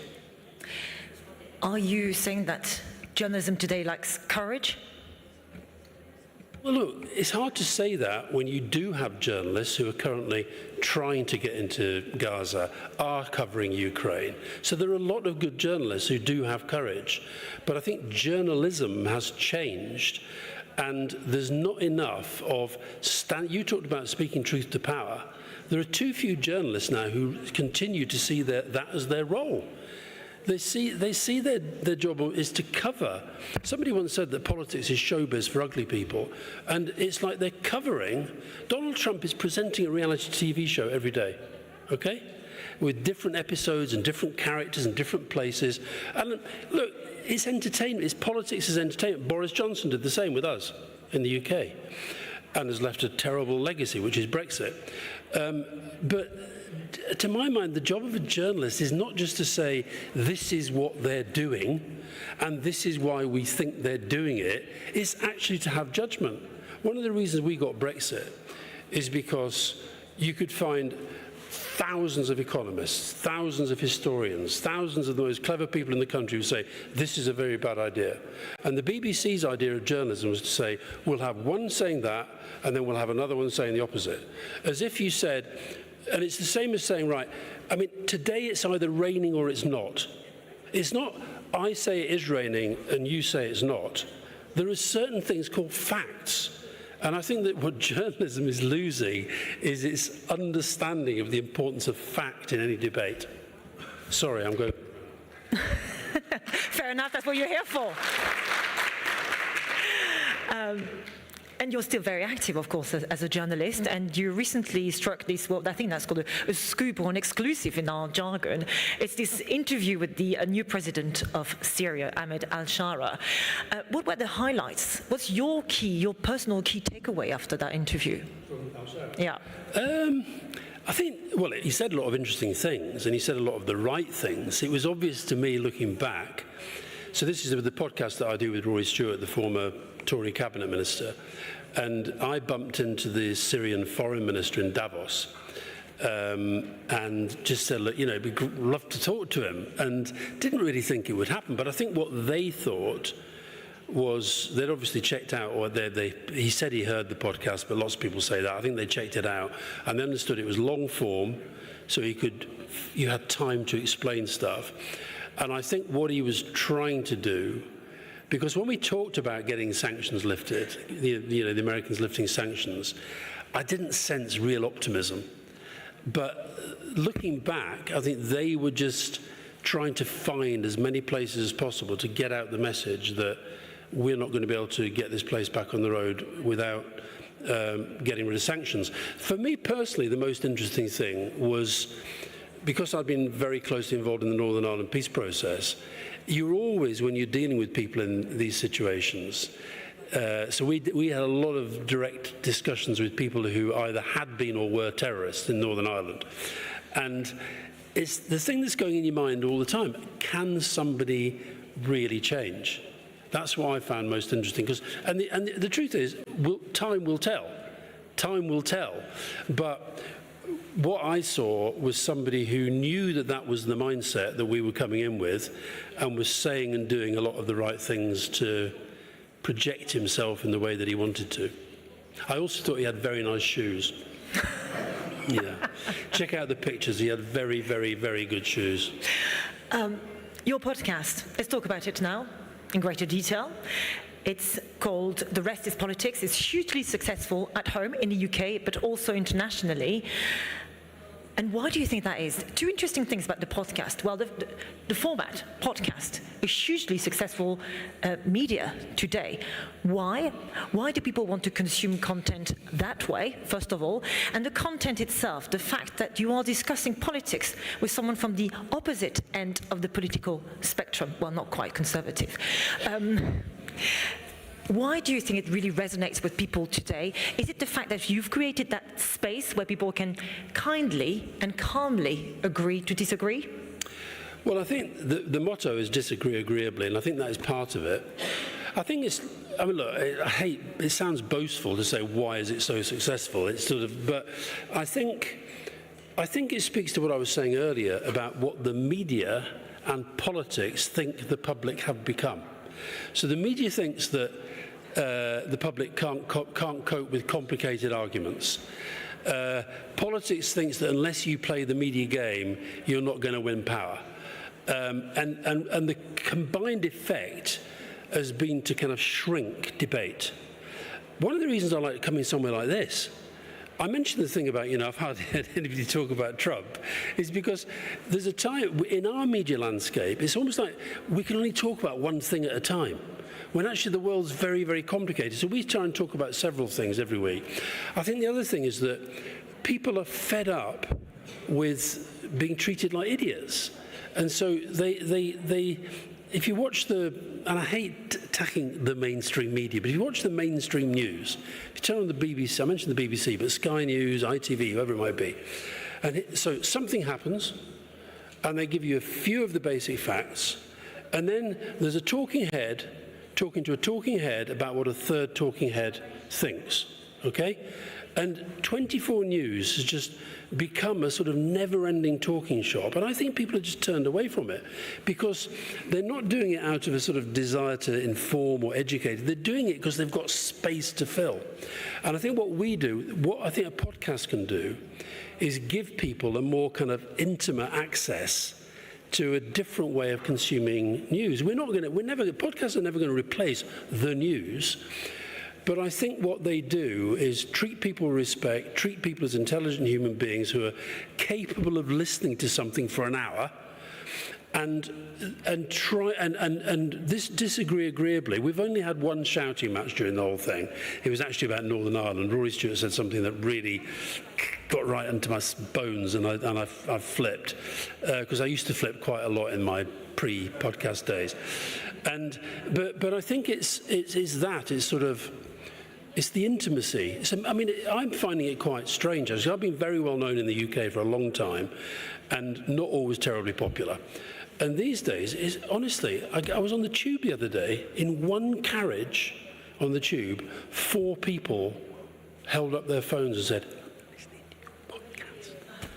I'm listening to the podcast. I mean, it's weird. But you've just mentioned the word intimacy, and I think that's a very powerful word in today's AI-driven age, that proximity, that humanity. You're very right, as far as I'm concerned, is the fact that people want that humanity, that warmth, possibly, and that time too. But we need to wrap up, sadly. I have 2 more personal questions for you before I invite the rest of the room to ask questions. And I will invite you to answer quite quickly, please, even though they are very deep and existential questions here. One is about maybe your advice to young political advisors or journalists here today, possibly some of them in the room. What's the single most important thing they should understand about power and persuasion? Short answer, strategy is God. It's all about the strategy. So all the stuff, social media, pace of change and all that stuff, it is less important than what your actual strategy is. That is more important than anything else. And lastly, let's talk about your own journey now that you are in your 60s, if I may, mid-60s. You have spoken very openly about your battle with mental health, with reinvention, with remaining relevant in today's world. What still drives you, and do you still have that fire? Yeah, I do. I mean, in fact, one of the things that still drives me is actually the debate about mental health. Because I've had an amazing life, I've had several really good careers and met some incredible people, and I have a nice time. But I get very, very bad depression from time to time, and I've had breakdowns and all that. And I think it's important that we try to change the dialogue about mental health and mental illness, and so that drives me. The things we've been talking about today drive me, the nature of our politics, the nature of our media landscape, and yeah, I think if you've got a voice, you've got to use it. I think you've got a brain, you've got to use it. So I was 68 at the weekend, and I mean, I can remember when I was a kid, I used to think, God, that's like being dead. But now I feel like 25, so it's all fine. Okay, very quickly, one question from the audience, so make it good. Anyone? Bertrand. Since you invited me to raise a question, a few months ago I made a lecture on climate, and people told me at the end, well, what you say is interesting, but climate is no longer fashionable. We should do something different. So what's your advice to make it, I would say, great again, fashionable again? And again, because maybe we made mistakes. I mean, the way we saw climate was not perfect. It's time to reflect on why we are here today. So what would be your advice to make central again? Okay, I mean, the first thing is, honestly, this is more than just a plug because it's relevant. Listen to the interview on our podcast today with Ed Miliband, Climate Change Secretary, former leader of the Labour Party, because he gives you part of the answer. I think the main thing is to stop being so defensive. that what these guys, the Koch brothers and the populists and the drill baby drill people, what they've done is they've made people like you, who know you're on the right side of history, they've made you feel more defensive than I think you should. I'm not saying you personally, but the debate. And so I think it's to stop being defensive, to keep making the argument, to never tire of making the argument, and you make that argument at several levels. You make the economic argument, you make the fresh air, clean water argument, you make the business argument, and above all, you make that historical argument, which I think when you were winning the argument, was around the facts haven't changed. In fact, if anything, the facts have got worse.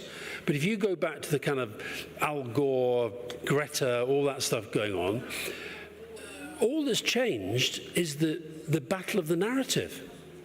And I think what happens is people get so confident and comfortable and complacent when it feels like they're winning the narrative, they don't notice there are people on the other side who are fighting against it, and you just dismiss them. And hey, guess what? Now they're winning it. So you've got to fight, you've got to refight it and refight it and refight it.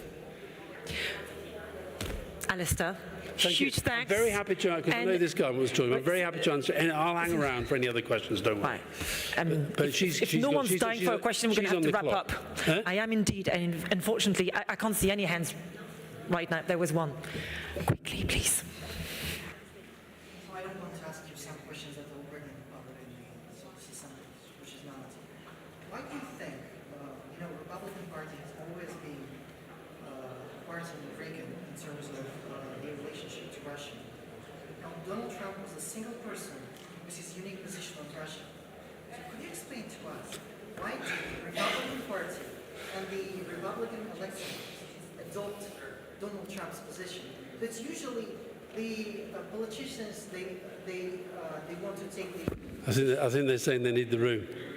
They're saying they need the room. I've got the question. Look, I am the last person on the earth to be able to answer a question about what goes on inside Donald Trump's mind. I don't know, is the answer. And I know all the theories and, he's got something on him and blah, blah.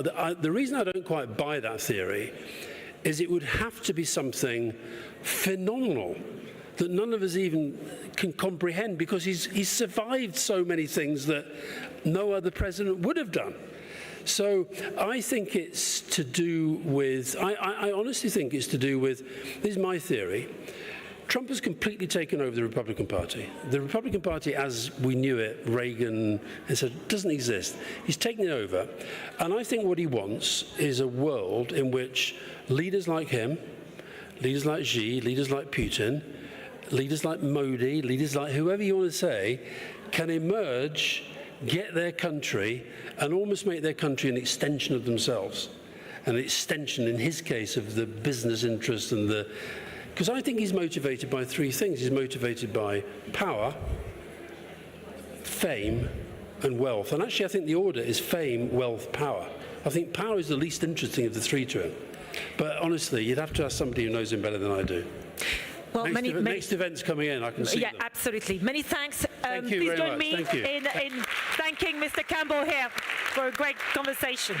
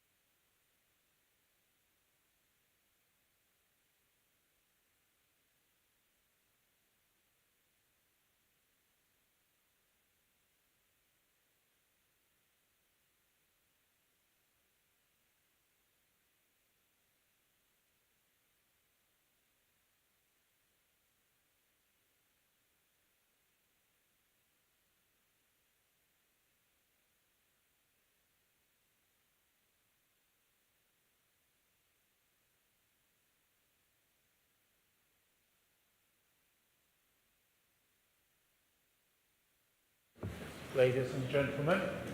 Welcome to the last but one session of the afternoon programme of Day 2 here at the Astana International Forum. I'm Tony Barber, and with me to my left is Alain Berset. We're very pleased to have you here, Alain. Alain's the Secretary General of the Council of Europe.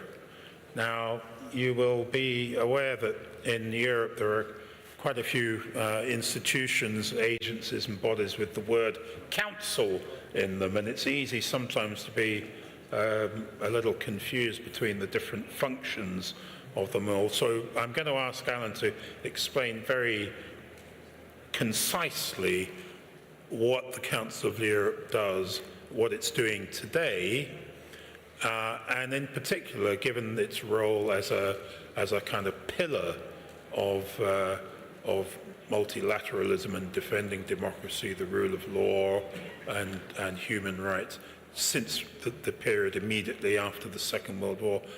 How is it finding today's international climate, which is not so easy? We're going to keep this to about 25 minutes. I'll try and have a little bit of time for some questions at the end, but for now, straight over to Alain. Alain, the Council of Europe, a potted summary of its actions and responsibilities. So thank you everybody. Thank you, Tony, for this introduction. Maybe I will also begin with a question. What do we need today? I mean, we will probably agree that we need stability, we need predictability, and we need rules-based order. We need this. And it is exactly at the same, in the same situation that the Council of Europe was founded more than 75 years ago, in 1949, after the World War II. It was exactly the same idea, to try to have stability, peaceful relations, predictability, and a rules-based order. It is exactly what is doing the Council of Europe. 46 member states. I would say it is the geographical scope of Europe.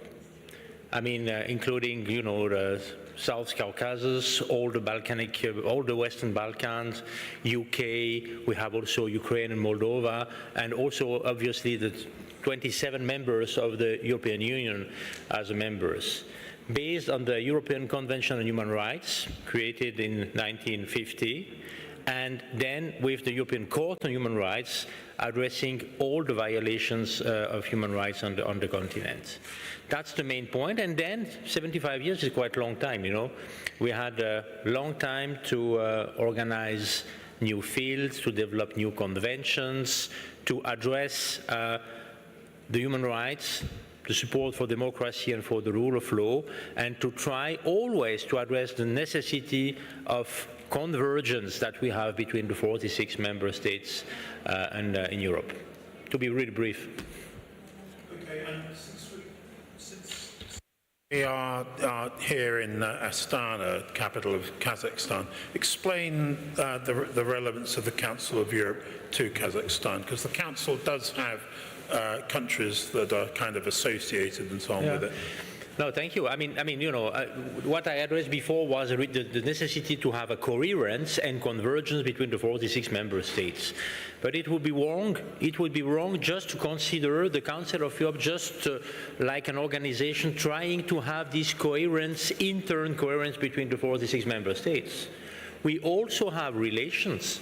I mean, as Europe, as a continent, with those values, democracy, based on those values, democracy, rule of law, and human rights, with North America. By the way, Mexico, Canada, and the US are observers to the Council of Europe. We have relations with Asia. Japan is an observer. And the question is, which relevance has the Council of Europe for Kazakhstan? But this is also, which relevance has Kazakhstan for the Council of Europe? I mean, to work together in a kind of policy that we have also across the borders that we have for the continent. And what we are doing here, and it's interesting today because we just launched today the action plan with the priorities that we have with Kazakhstan, between Kazakhstan and the Council of Europe. You know, based on programs, based on projects, based on the convergence, as I mentioned before, and based also on invitation for Kazakhstan to join some conventions that we have. I could mention different conventions, but just one that I want to mention is the so-called Istanbul Convention, fighting against the violence against women and girls. A very interesting project that we are also working on with Kazakhstan. And I mean, that is the relevance of the Council of Europe for Kazakhstan, to offer bodies where it is possible to join, you know, to work together. And relevance of Kazakhstan for the Council of Europe is to have an access to this region, to Central Asia, to work together, to learn to work together and to do this more and more and more, to develop also this convergence. I use a bit too much the word, I know, but I mean it's important in the world where everything seems to be diverging. This convergence also with Kazakhstan and for the population and with the authorities of Kazakhstan. Very good. It seems to me that one could pick out three periods in the Council of Europe's existence when it's been the particular focus of attention. One is in its early years after its creation, when it was clearly born in an atmosphere when the values you described, human rights, the rule of law, democracy, was perceived to be under threat from communism, and therefore something was needed to bind the states that held these values together. That was at the very end of the 1940s, early 1950s. The second period that struck me from personal experience was just after the end of the Cold War, when countries in Central and Eastern Europe that had emerged out of communism, it seemed to me, were very keen to join the Council of Europe. It mattered to them. It was a badge of respectability, pride, a sense of achievement. That was the second period. The third period is related to the gradual emergence of the judicial arm of the Council, that's to say the European Court of Human Rights, which seems to me to have become a bone of controversy in recent times. And if I may, I'd like to quote from the letter that you issued just in the last week or so to the audience. This concerned a document that was put forward by Denmark and Italy and a number of other European states, Austria, Belgium, the Czech Republic, Estonia, Latvia, Lithuania, and Poland. And it called for what it described as a new and open-minded conversation, close quotes, about how the European Court of Human Rights interprets the European Convention on Human Rights, particularly in the field of migration, a sensitive issue in Europe. And Alain's reply to this letter certainly didn't pull its punches, as they say. It was very firm in its language. This is what you wrote, Alain. Upholding the independence and impartiality of the court is our bedrock. Debate is healthy, but politicizing the court is not. In a society governed by the rule of law, no judiciary should face political pressure. Institutions that protect fundamental rights cannot bend to political cycles. If they do, we risk eroding the very stability they were built to ensure. The court must not be weaponized, neither against governments nor by them. So a very firm statement in favor of judicial independence. Can you explain why you felt it necessary to be so firm on this issue?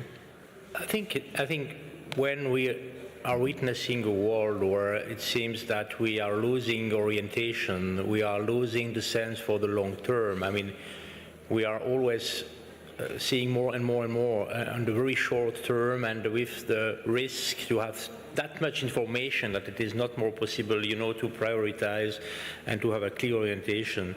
In this kind of moment, it is necessary to speak clearly.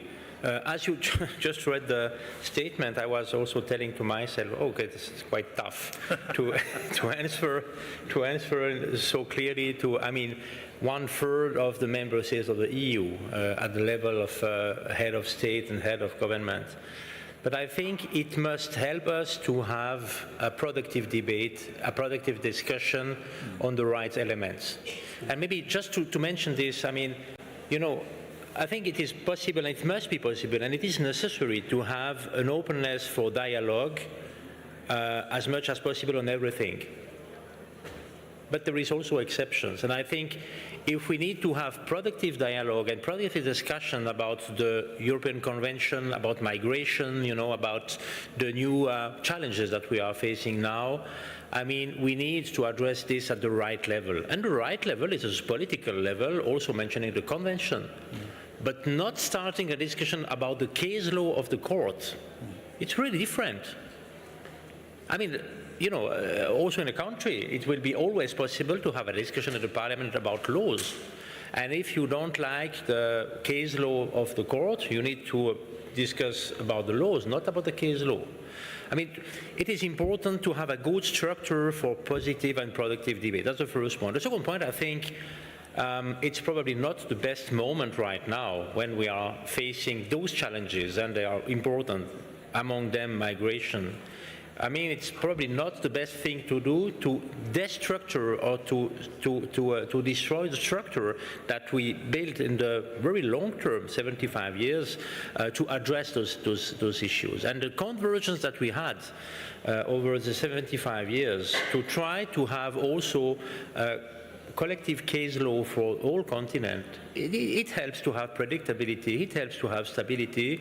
I mean, it is possible to have this discussion about the possibility for the countries to do more without the possibility to address the court, to discuss on this, but it must be done at the right level.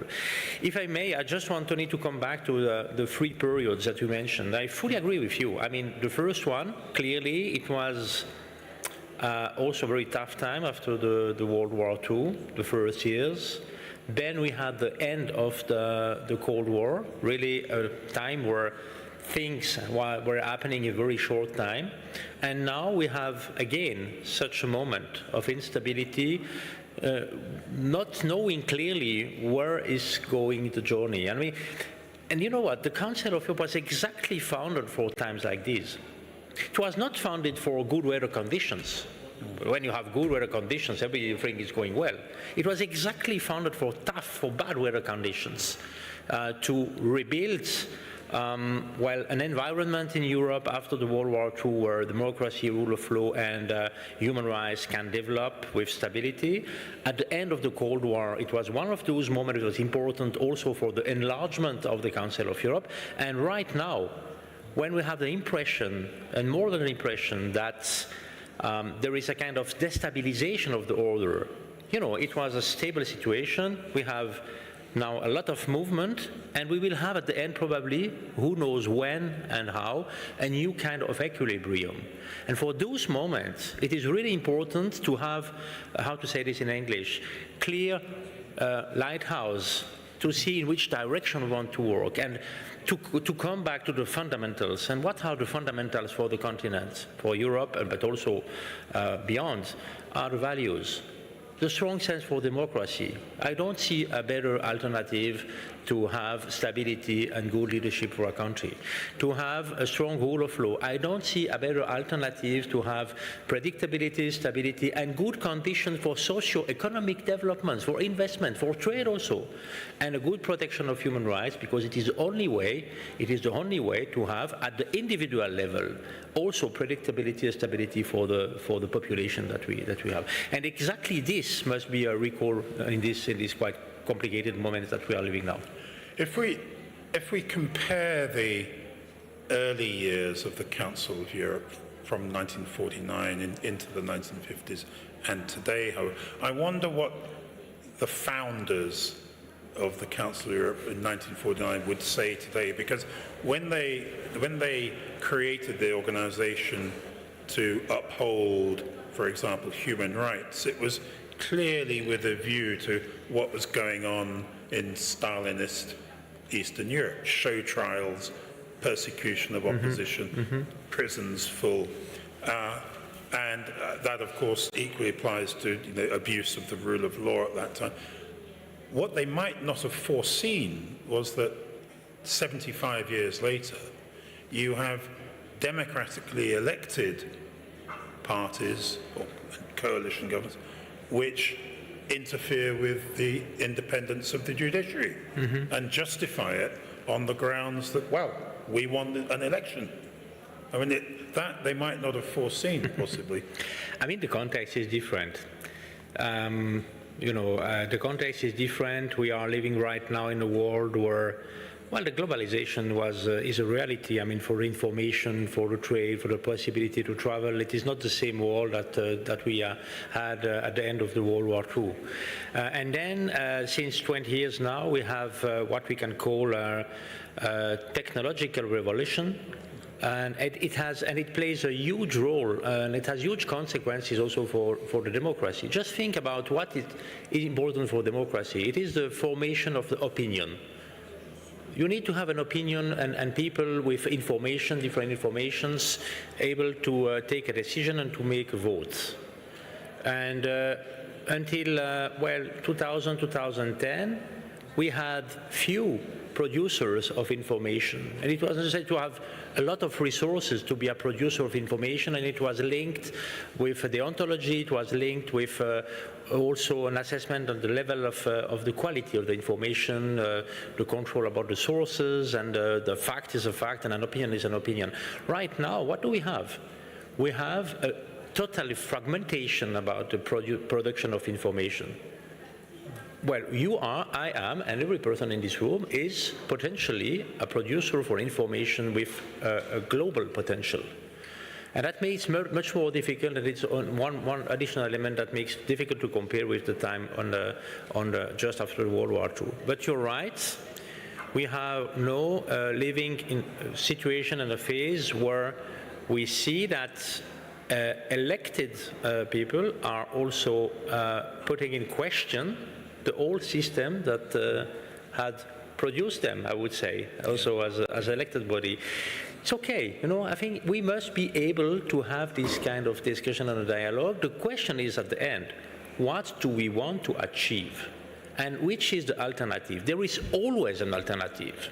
The question is not to know if there is an alternative or not. There is always an alternative. The real question is the alternative better than what we have? There is alternative to democracy.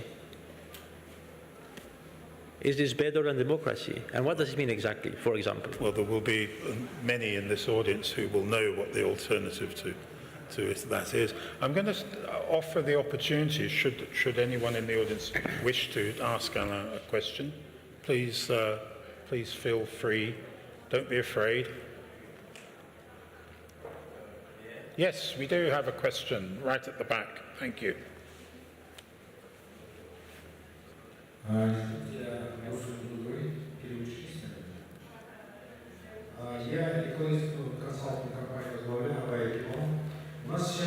I am heading a consulting company, and in Kazakhstan we have an challenging institutional legislative situation. We want to be more like Europe in a sense of environment protection. So we are now discussing very large-scale issues. We need to protect the animal world, the plant world. We are now looking at international experience when drafting our legislation, but still, for global issues like distribution, allocation of water resources, and other problems, these issues are in the very beginning. We are just starting to discuss them, but we are not yet on a level of positive experience that exists in Europe or in the West. So what's your view on this allocation of natural resources? In your opinion, what do you think?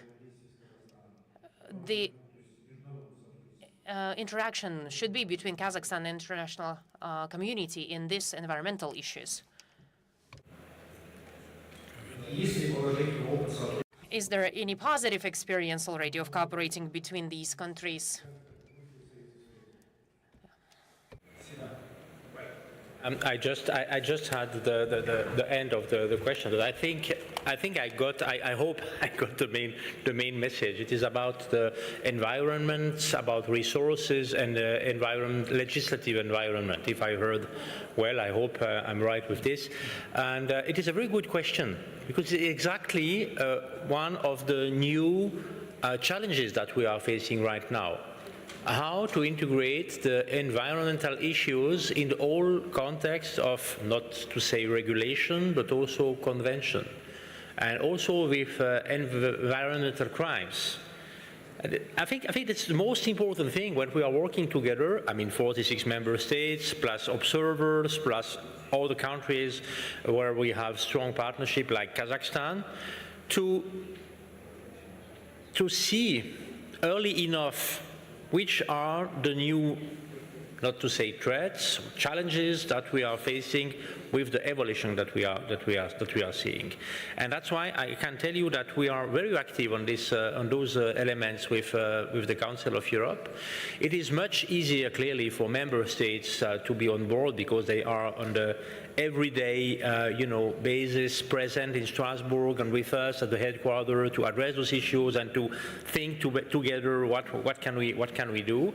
But I take also your question as an invitation to address these issues with Kazakhstan and to make possible maybe to have also a collaboration on those elements. I think early warning is really important. To see early enough what are the new trends and what are the elements where we must be able to bring solutions. I'll give you an example. In another field, the Council of Europe has now opened for signature the first ever legally binding treaty on artificial intelligence. It was negotiated in the last years between a lot of member states, non-member states. We have more than 40 countries signing right now. We have on board also giants like the US, like in this field, like Israel. We have also made this with the tech companies. To address this together, what can we do to make as sure as possible that artificial intelligence will be not a threat for democracy, rule of law, and human rights? This is just one example. Second example, the new convention also for the protection of the profession of lawyers. You know that when we have lawyers under threats, the pressure, it is a problem for the rule of law in a country. And we have also here a new convention. It is open for signature since 2 weeks, and we have already 17 countries joining, also to protect the rule of law. Early warning, to be early enough to recognize the threats or the challenges, new challenges we are facing, and then to work on this is exactly what we do at the Council of Europe. But that's why I think the collaboration also is valuable for Kazakhstan. Thank you, Alain. Unless, is there anyone else who would like to?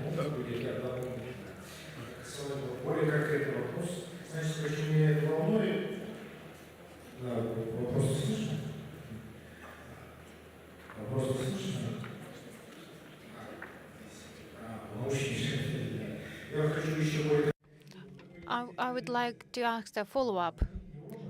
So Europe right now, as well as Canada, start to dismantle many things that were established previously, so many barriers. In Canada, for example, they believe that the artificial dam is much easier to build,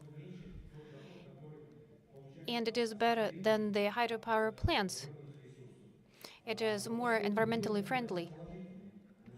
So this is the trend that we're seeing in Kazakhstan, and we're building various things that might destroy rivers or lakes. We would like to learn from the best experience and best practices. We have some confusion in this area, and it would be great if Council of Europe also showed interest in that area, maybe provide some recommendations, some guidelines. What is the situation in the Council of Europe in that regard? Very, very briefly, thank you. I understood now better what you were mentioning.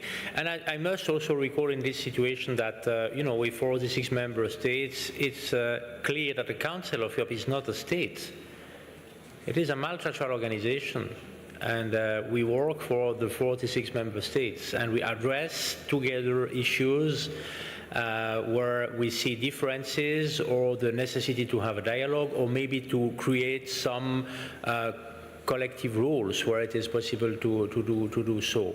That means it is not replacing what a sovereign country can try to do in the country, but it's offer a platform for dialogue and for discussions on this. That's why I was mentioning before, for example, all the discussion that we have now against environmental crimes, for example. But I will take this element with me and maybe also see with our specialists what we can do in this.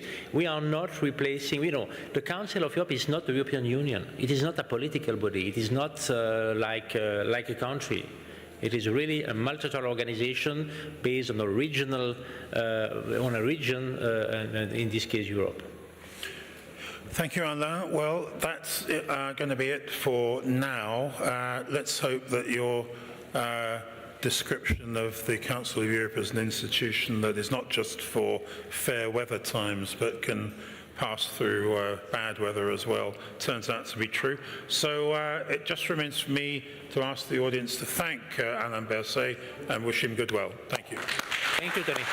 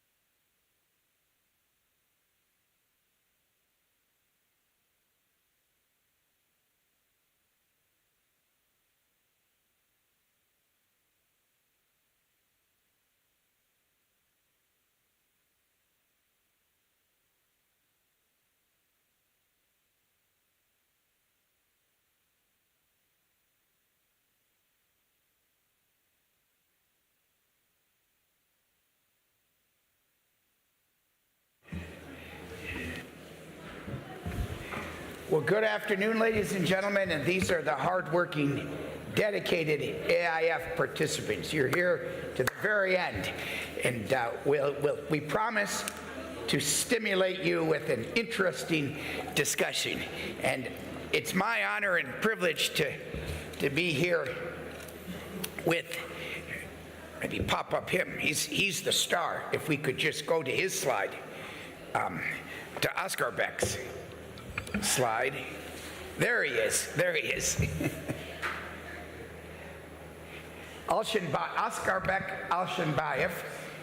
You've got his title there, but the most interesting thing is his company, Trans Telecom. And I said it before in the OECD session. I think we'd all agree globalization is stumbling a bit. We know the reasons why, the tariffs, the counter tariffs, a world with more sanctions today than we had 5 years ago, but there's no turning back. I still believe there's a bright future for globalization. But what we're going to talk about today is, I believe, what's really keeping globalization strong, and that is regional economic integration, regional economic trade. And the Middle Corridor is a perfect example of that.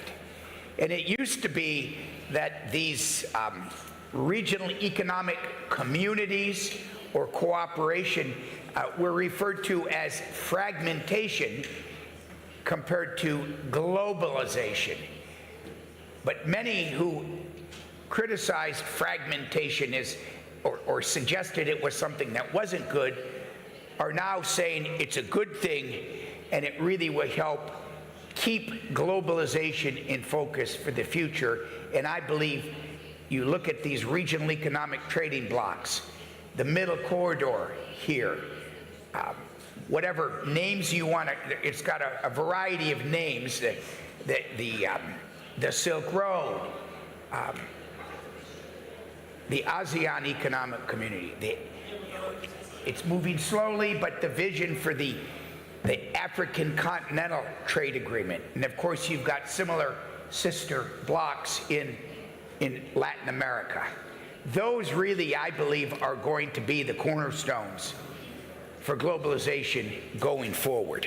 So today, we're going to hear about Trans Telecom, a very exciting company that I believe takes the old world, industrial revolution, railroads, roads with trucks.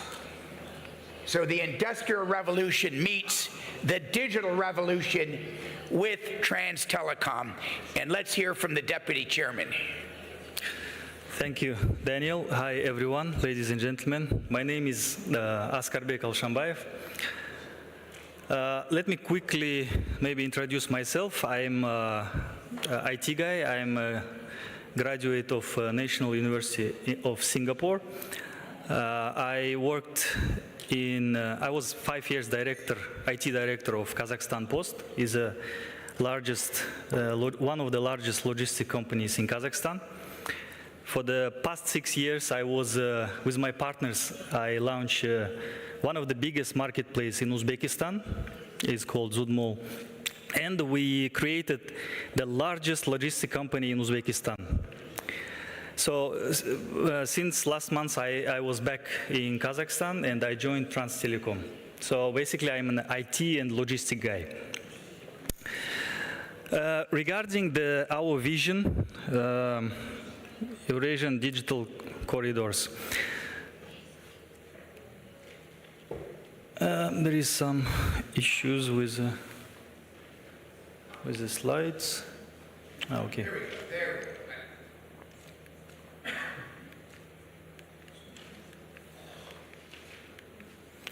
Можно следующий слайд нажать?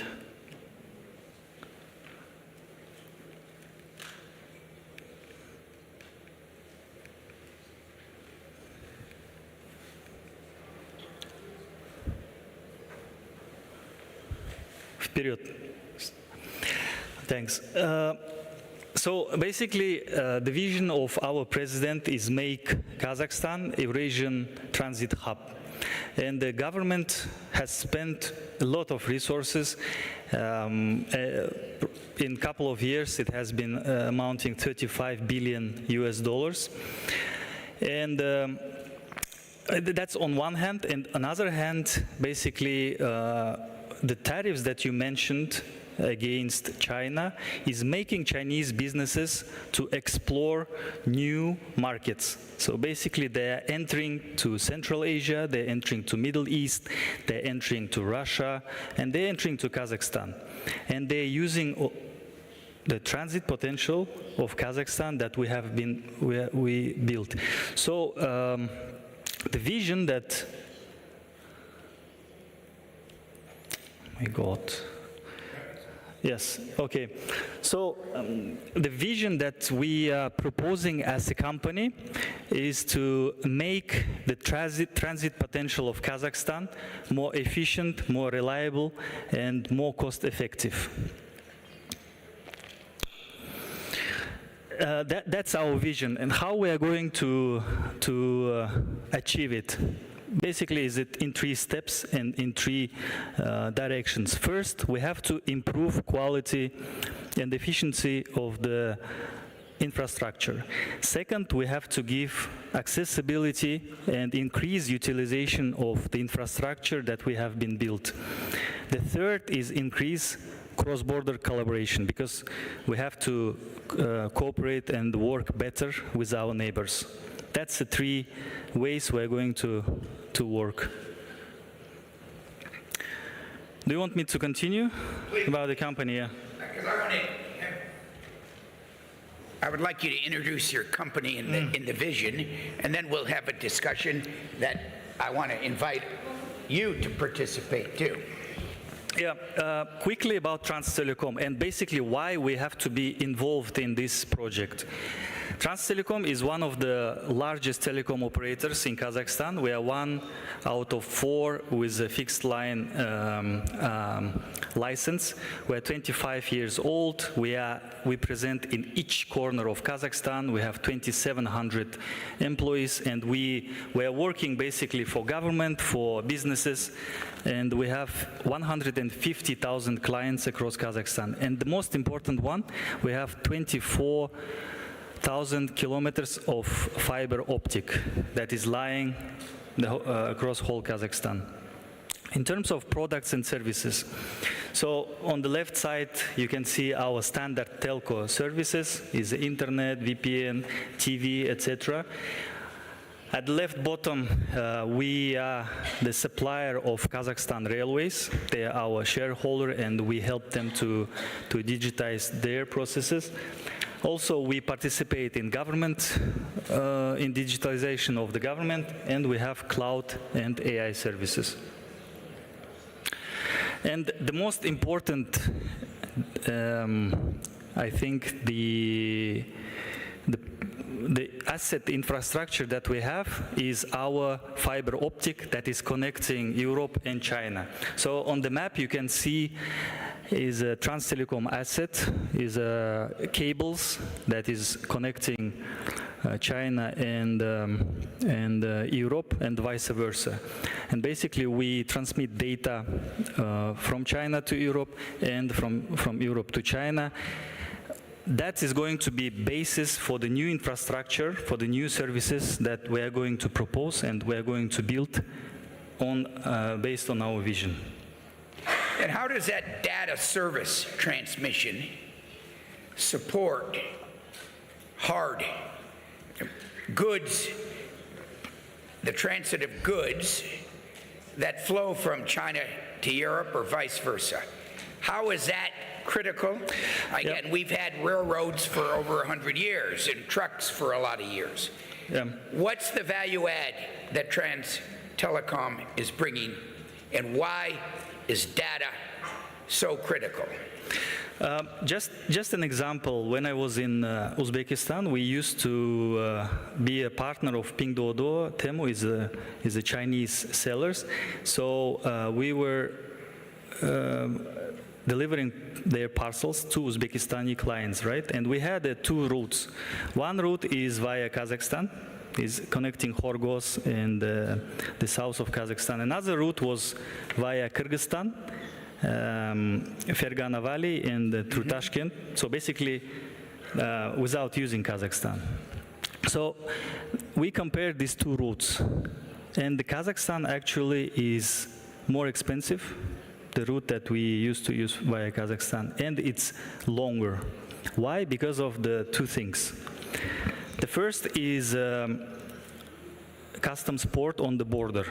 So it takes time. The throughput of Zhbek Jolы we have between Kazakhstan and Uzbekistan border, the throughput is around 30% slower than the Kyrgyzstan and Uzbekistan has. And another one is the cost.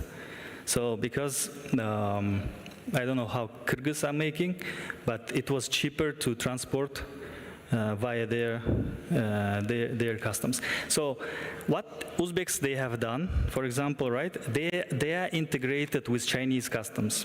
So whatever the Chinese are transporting, the Uzbeks are seeing beforehand, so they can plan their volumes, they can plan the people, and they can automate some of their processes. So the first, what we want to do via during this project, first we want to digitize Kazakhstan infrastructure. We want to digitize the road. We want to create clones of digital infrastructure. We want to help customs to process the volume faster.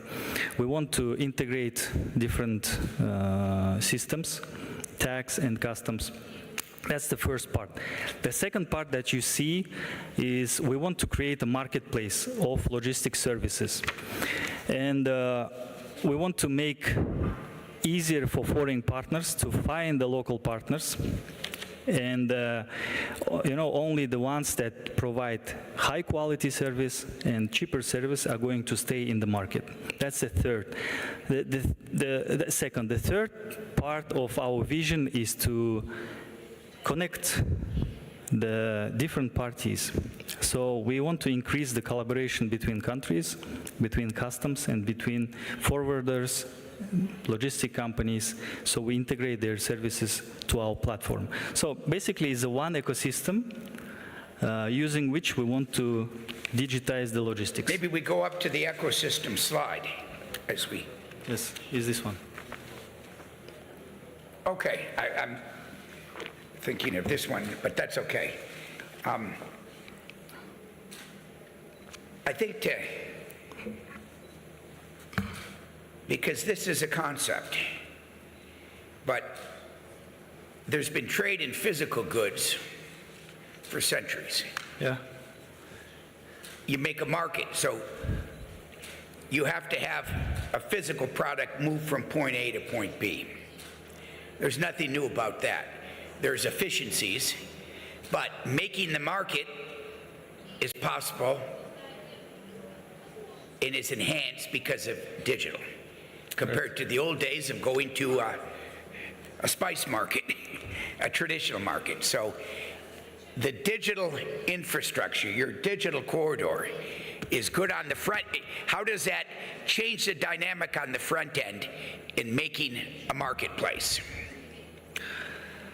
As you see, you might have heard that we have a lot of Chinese companies entering Kazakhstan market, right? We have the top two logistic companies, YTO, Yutong. They are building a transit warehouse for 600,000 square meters, and they cannot find land in Almaty region. So they are building one of the largest, I think, transit hubs in Central Asia and almost maybe Middle East. So basically these guys, they need infrastructure and they cannot find it. That's why they are here to build it their own. We have big marketplaces: Jingdong, JD, Temu, Pinduoduo, Alibaba Group. All of them are here in Kazakhstan, and they are making Kazakhstan as their transit hub to go to neighboring countries. Did I answer your questions? No, that's very interesting. So it's more than the physical warehouse, because you wouldn't have the need for the physical warehouse without the marketplace, being in the middle of the marketplace. And while that's a giant warehouse, yes, it wouldn't be possible without the digital corridor that links it. Maybe just expand on that concept, because we're really going from old world trading meets the new world where it can be faster, less costly by digital infrastructure. Yes. Of course, I think you might have seen the automation inside the warehouse, right? The robots are running and they are doing the fulfillment. They are picking up the goods and they're shipping it. So the whole process, the value chain, should be fully automated. So there shouldn't be any dark areas where customer he cannot track the location of his good. So the whole process from the beginning that the product leaves the warehouse until it's on the doorstep of customer is fully digitized. So that's really the central nervous system, if you will. Correct. Now, all governments want this type of thing. They would like to have more products to make their consumers have more choice, to have the consumers get better prices, and of course to have a more reliable supply chain for their businesses. But it seems like when we have a supply chain that crosses China to Kazakhstan, Kazakhstan to Azerbaijan, to Georgia, to Turkey, and then into Europe. The same governments that want this, they mess it up, they slow it down. Some are corrupt, as for customs. Sometimes they're not the best actors among civil servants. Correct. So tell me how that's a bit of a paradox. The governments want it, every one of them along the way, but yet they mess it up. And what can be done to help reduce that government-inflicted pain? Okay, that's a good question, and it all, I think, as a classic, right? You have to sometimes, first you have to digitize and you have to automate some of the process that governments are using. For example, as I told you some example, when the cargo arrives in certain port, there should be pre-advice of what container has or what the truck is carrying, right? So if you have a pre-advice means the government officer on his laptop, he has a detailed information about the truck, and he is just basically scanning the barcode or the plate of the truck, and it goes in. He doesn't inspect, he doesn't do anything. He has automatic weight in infrastructure, and it goes in. So it speeds up the whole process. That's the first. Second, and he's accountable. Yes, he's accountable. If somehow they could track it, if it takes 6 hours to clear that truck, somebody's going to ask him why. And we usually know what happens when it's 4 or 5 or 6 hours at customs. Somebody is asking for something. Let's be honest. Correct. So that accountability too. Yes, and also you don't only have a customs procedure, you have a tax involved in this process, right? So what we want to do in our platform, we want to basically collect tax beforehand. So the shipper or transitor that is crossing Kazakhstan, he can put up money somewhere in a bank account, and we are going to subtract this money automatically, just not to to stop the passage of the truck or the train via Kazakhstan. And I can't help but think, like in America, this is for some states or cities, it's less than 10 years old, but you know, you would preload, and they call it an easy pass. It's on your car, and you just drive through the tolls. In the old days, you'd just go get in a line and pay $1.50. So I call this the soft infrastructure. So your company, railways, roads, but then the fiber optic, the digital connections that go with it. Mm-hmm. But call that the hard infrastructure. Yes. But it's the soft infrastructure. We've got cross-border customs fragmentation, country A, country B, customs, and taxes. They're really, if it's transit, they should have VAT exemptions, but you need to have some type of documentation to ensure it's not abused. Let's talk a little bit about your previous job, because I think there could be some lessons. Uzbekistan and China, pre-clearance, documentation. Mm-hmm. And there's no customs union between China and Uzbekistan, but there were some memorandums of cooperation or some agreements. So how does that happen? How do you forge those links between governments to make these pain points go away? Okay. China today is #1 trade partner of Uzbekistan, and I think second biggest trade partner for Kazakhstan after Russia, right? Mm-hmm. So the amount of goods entering into Uzbekistan is very high, and China has Belt and Road Initiative, that is a hard infrastructure, and they have a digital Silk Road program that is basically helping the Chinese businesses and Chinese tech to enter all these Belt and Road countries. So what China is doing, they are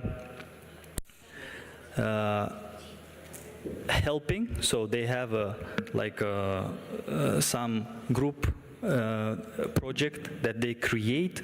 They go into Uzbekistan and they sort it out together with Uzbek companies how to facilitate basically custom clearance and make the job of Chinese company easier to enter Uzbekistan. So would that be a model that could go along this China to Europe route? Yeah, so basically I think it could be a model, and just again to complete what I said is we did a cooperation with a bank in China, is a Hangzhou investment bank, and so our and this bank, you know, in China is very hard to. There is a problem. If you export something, you have to prove to the government to be able to return the VAT. Correct. Right. So, but all the Chinese companies they want to keep money outside. So only few banks they have the ability to transact overseas, and we have created in Uzbekistan ecosystem that involves the marketplace, the cross-border money transfer, and the physical movement of the goods. And you have to, basically for Chinese government, you have to prove that goods has left China, the money has been sent to China, they have received the money, and the good has arrived in Uzbekistan. If this three information is checked, government is going to give the VAT back to the Chinese businessman. And if you think about that times 4 or 5, how many cross-border points you have, how can you effectively need to have harmonization of a digital customs system. Correct. Across the route. Is that realistic? Yes, I think the first we have already the system that was developed by Port Authority of Singapore, which is called PSA. I think it's called Test Customs or something, and it's helping not only Chinese but everyone. They can use this portal to facilitate the transit, but is only related to the customs. And I think the system is a very new one that was implemented just last year, and I think it has some limitations because it cannot process the physical goods as fast as possible, but it's growing. So that could be a basis of the facilitation of the customs in Kazakhstan. And to link and provide the documentation for the tax. Correct. For today, I'm not sure it's integrated with the customs, but of course it can. Right.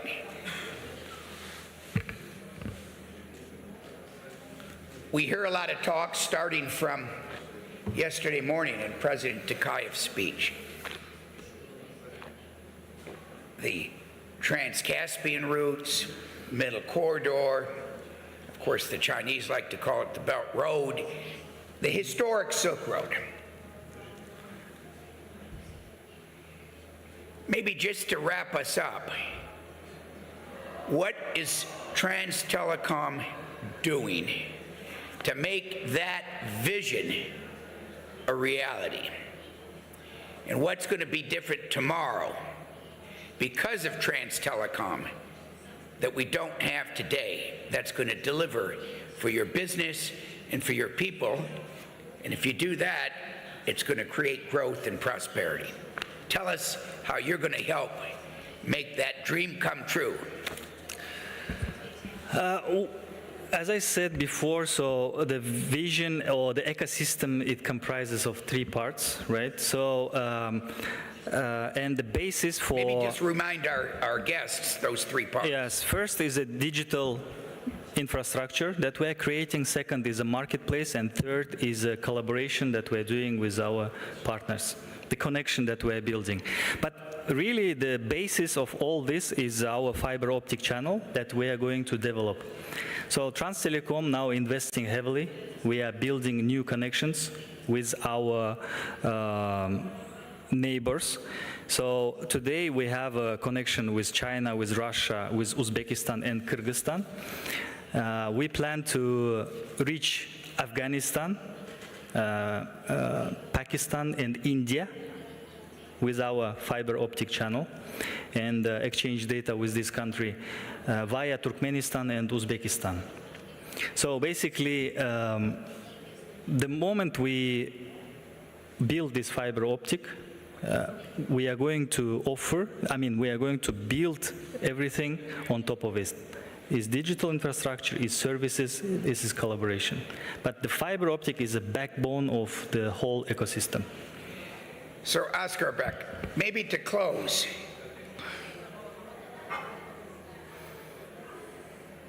the old way of thinking, we're going to build railroads, we're going to build roads, we're going to build ports. Today, that's not enough. Correct. They need what Trans Telecom is doing. Finish that sentence. It's not enough. You need technology and you need fiber optics. And that makes the dream come true. Correct. It makes these routes, it brings the old Silk Road back as a reality today. Great. Correct. I'll ask for your indulgence if you have a question or two for him. If not, I think you've told the story. Indeed, an impressive story. Yet again, another impressive Kazakhstan story. But questions? Here's a gentleman here. Stand up, introduce yourself, and you can, he speaks Russian. He'll repeat the question if you don't want to speak in English. Okay, it's no problem. Hello, my name is Almaty Hall. I'm from Almaty Service. It's one of the leading mobile companies in Kazakhstan. We are first launched 5G in 2026. So my question is, because 5G really needs, this is optic fiber, because 5G needs a really good transmission. I'm just thinking about in terms of security. Actually, I have two questions. First, I'm looking at the map, and I see that most fiber optics is going through maybe through the Russia, yeah? And lately, there is a question about security issues, let's say, to maybe find a kind of equilibrium, balance between sending transmission data through Russia or maybe through the other alternative channels, let's say, Baku, yeah? So first question, do you have a kind of idea to balance this traffic? The first question. The second, how do you find about another, let's say, competitions like from Starlink, OneWeb, this is transmission, is non-geostationary systems. So let's say satellites is also a kind of competition they are looking for near future or not. So the first question is about balance of traffic, and second about competition. Good. So вопрос такой, если баланс между трафиком, который вы ведете, посмотрите баланс, который будет уходить через не только Россию, это будет безопасно. Второе. Я понял. Two excellent questions. Yeah. Security and competition from satellites versus cable. Yeah, so thanks for your question. To answer your first question, actually it's not only our problem, Trans Telecom's problem, it's everyone else's problem. To diversify risk, because it's your as well, you have Kazakh Telecom, everyone is going through Russia today.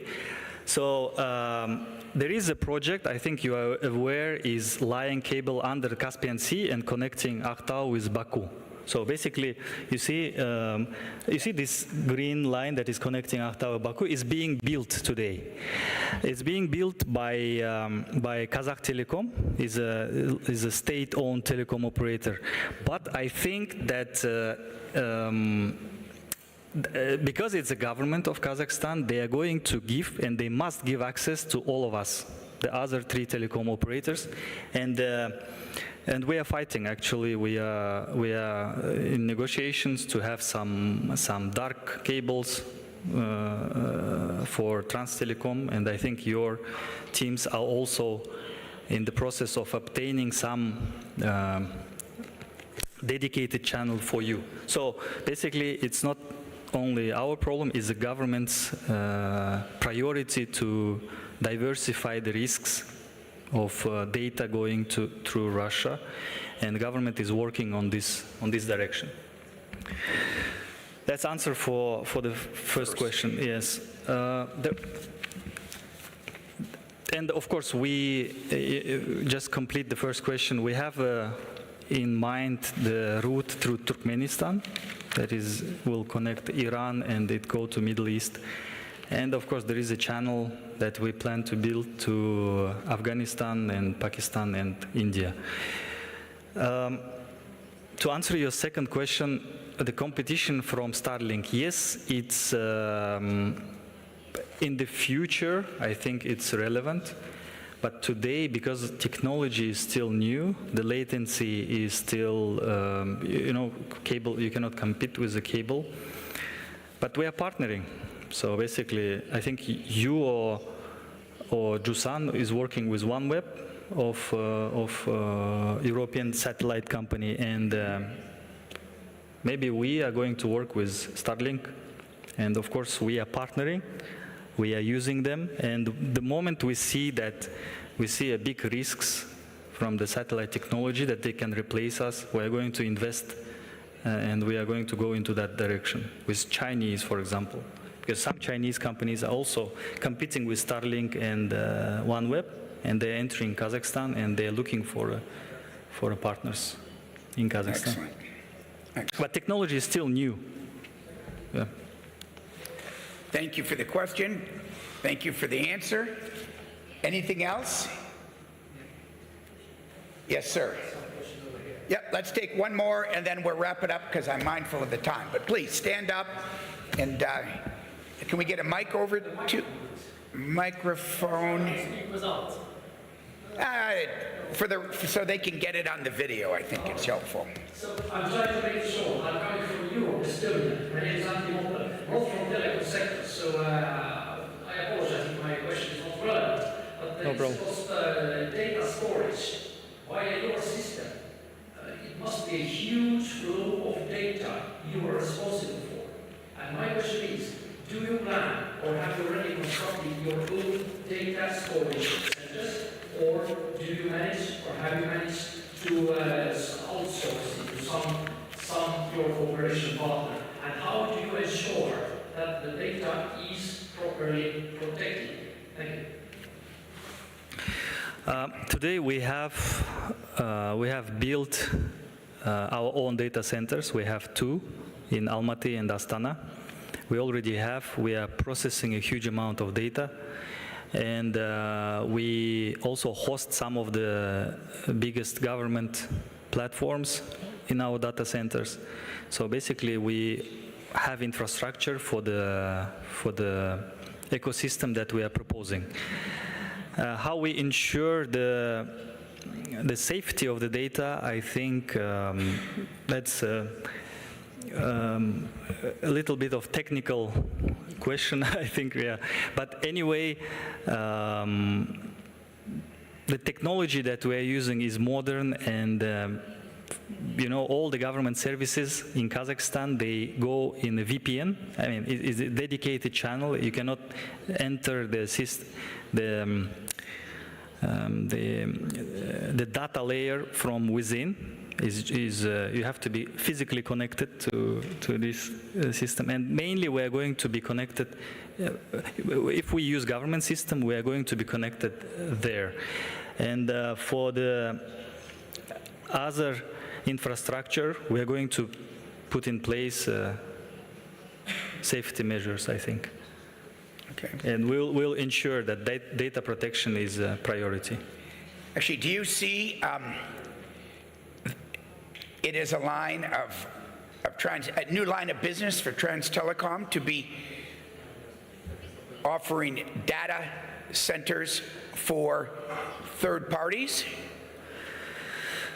I think, you know, data center business is already matured. Is not like AI, you know, that you can build. And data center is a capital intensive business. So you have to warehouses. Yeah.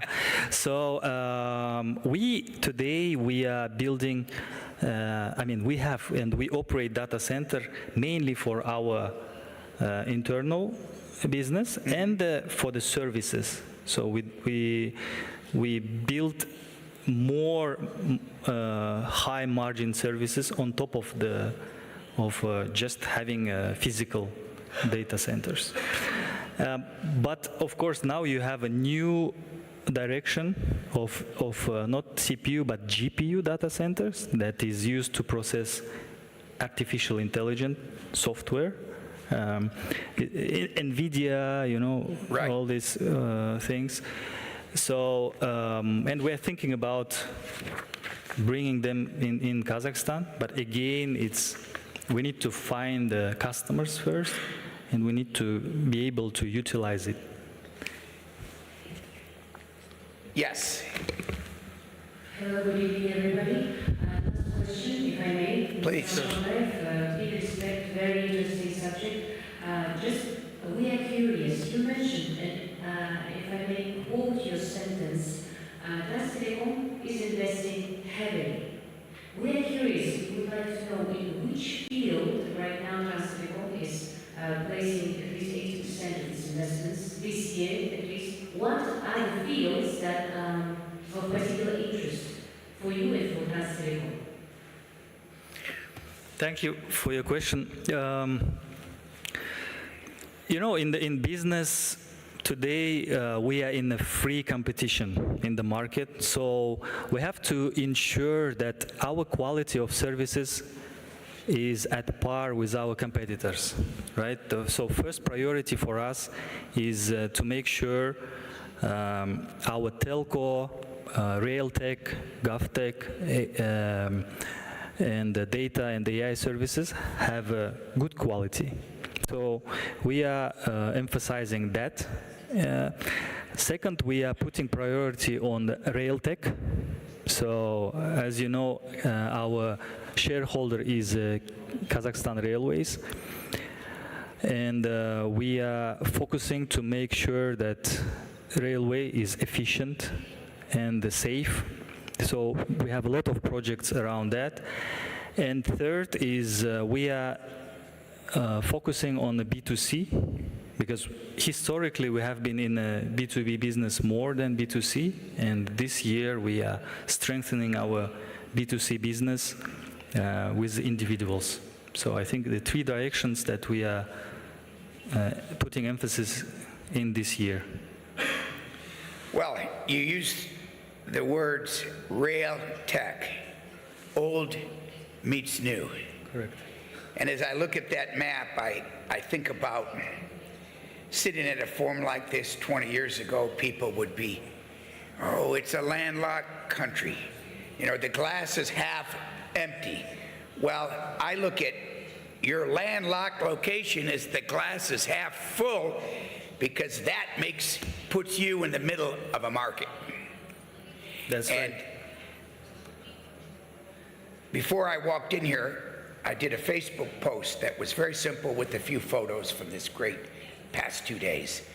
And I said, the future is bright for Kazakhstan. And this right here sums that up.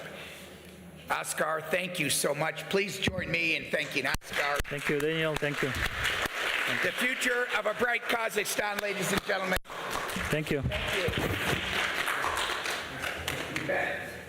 We got a photo of where of us.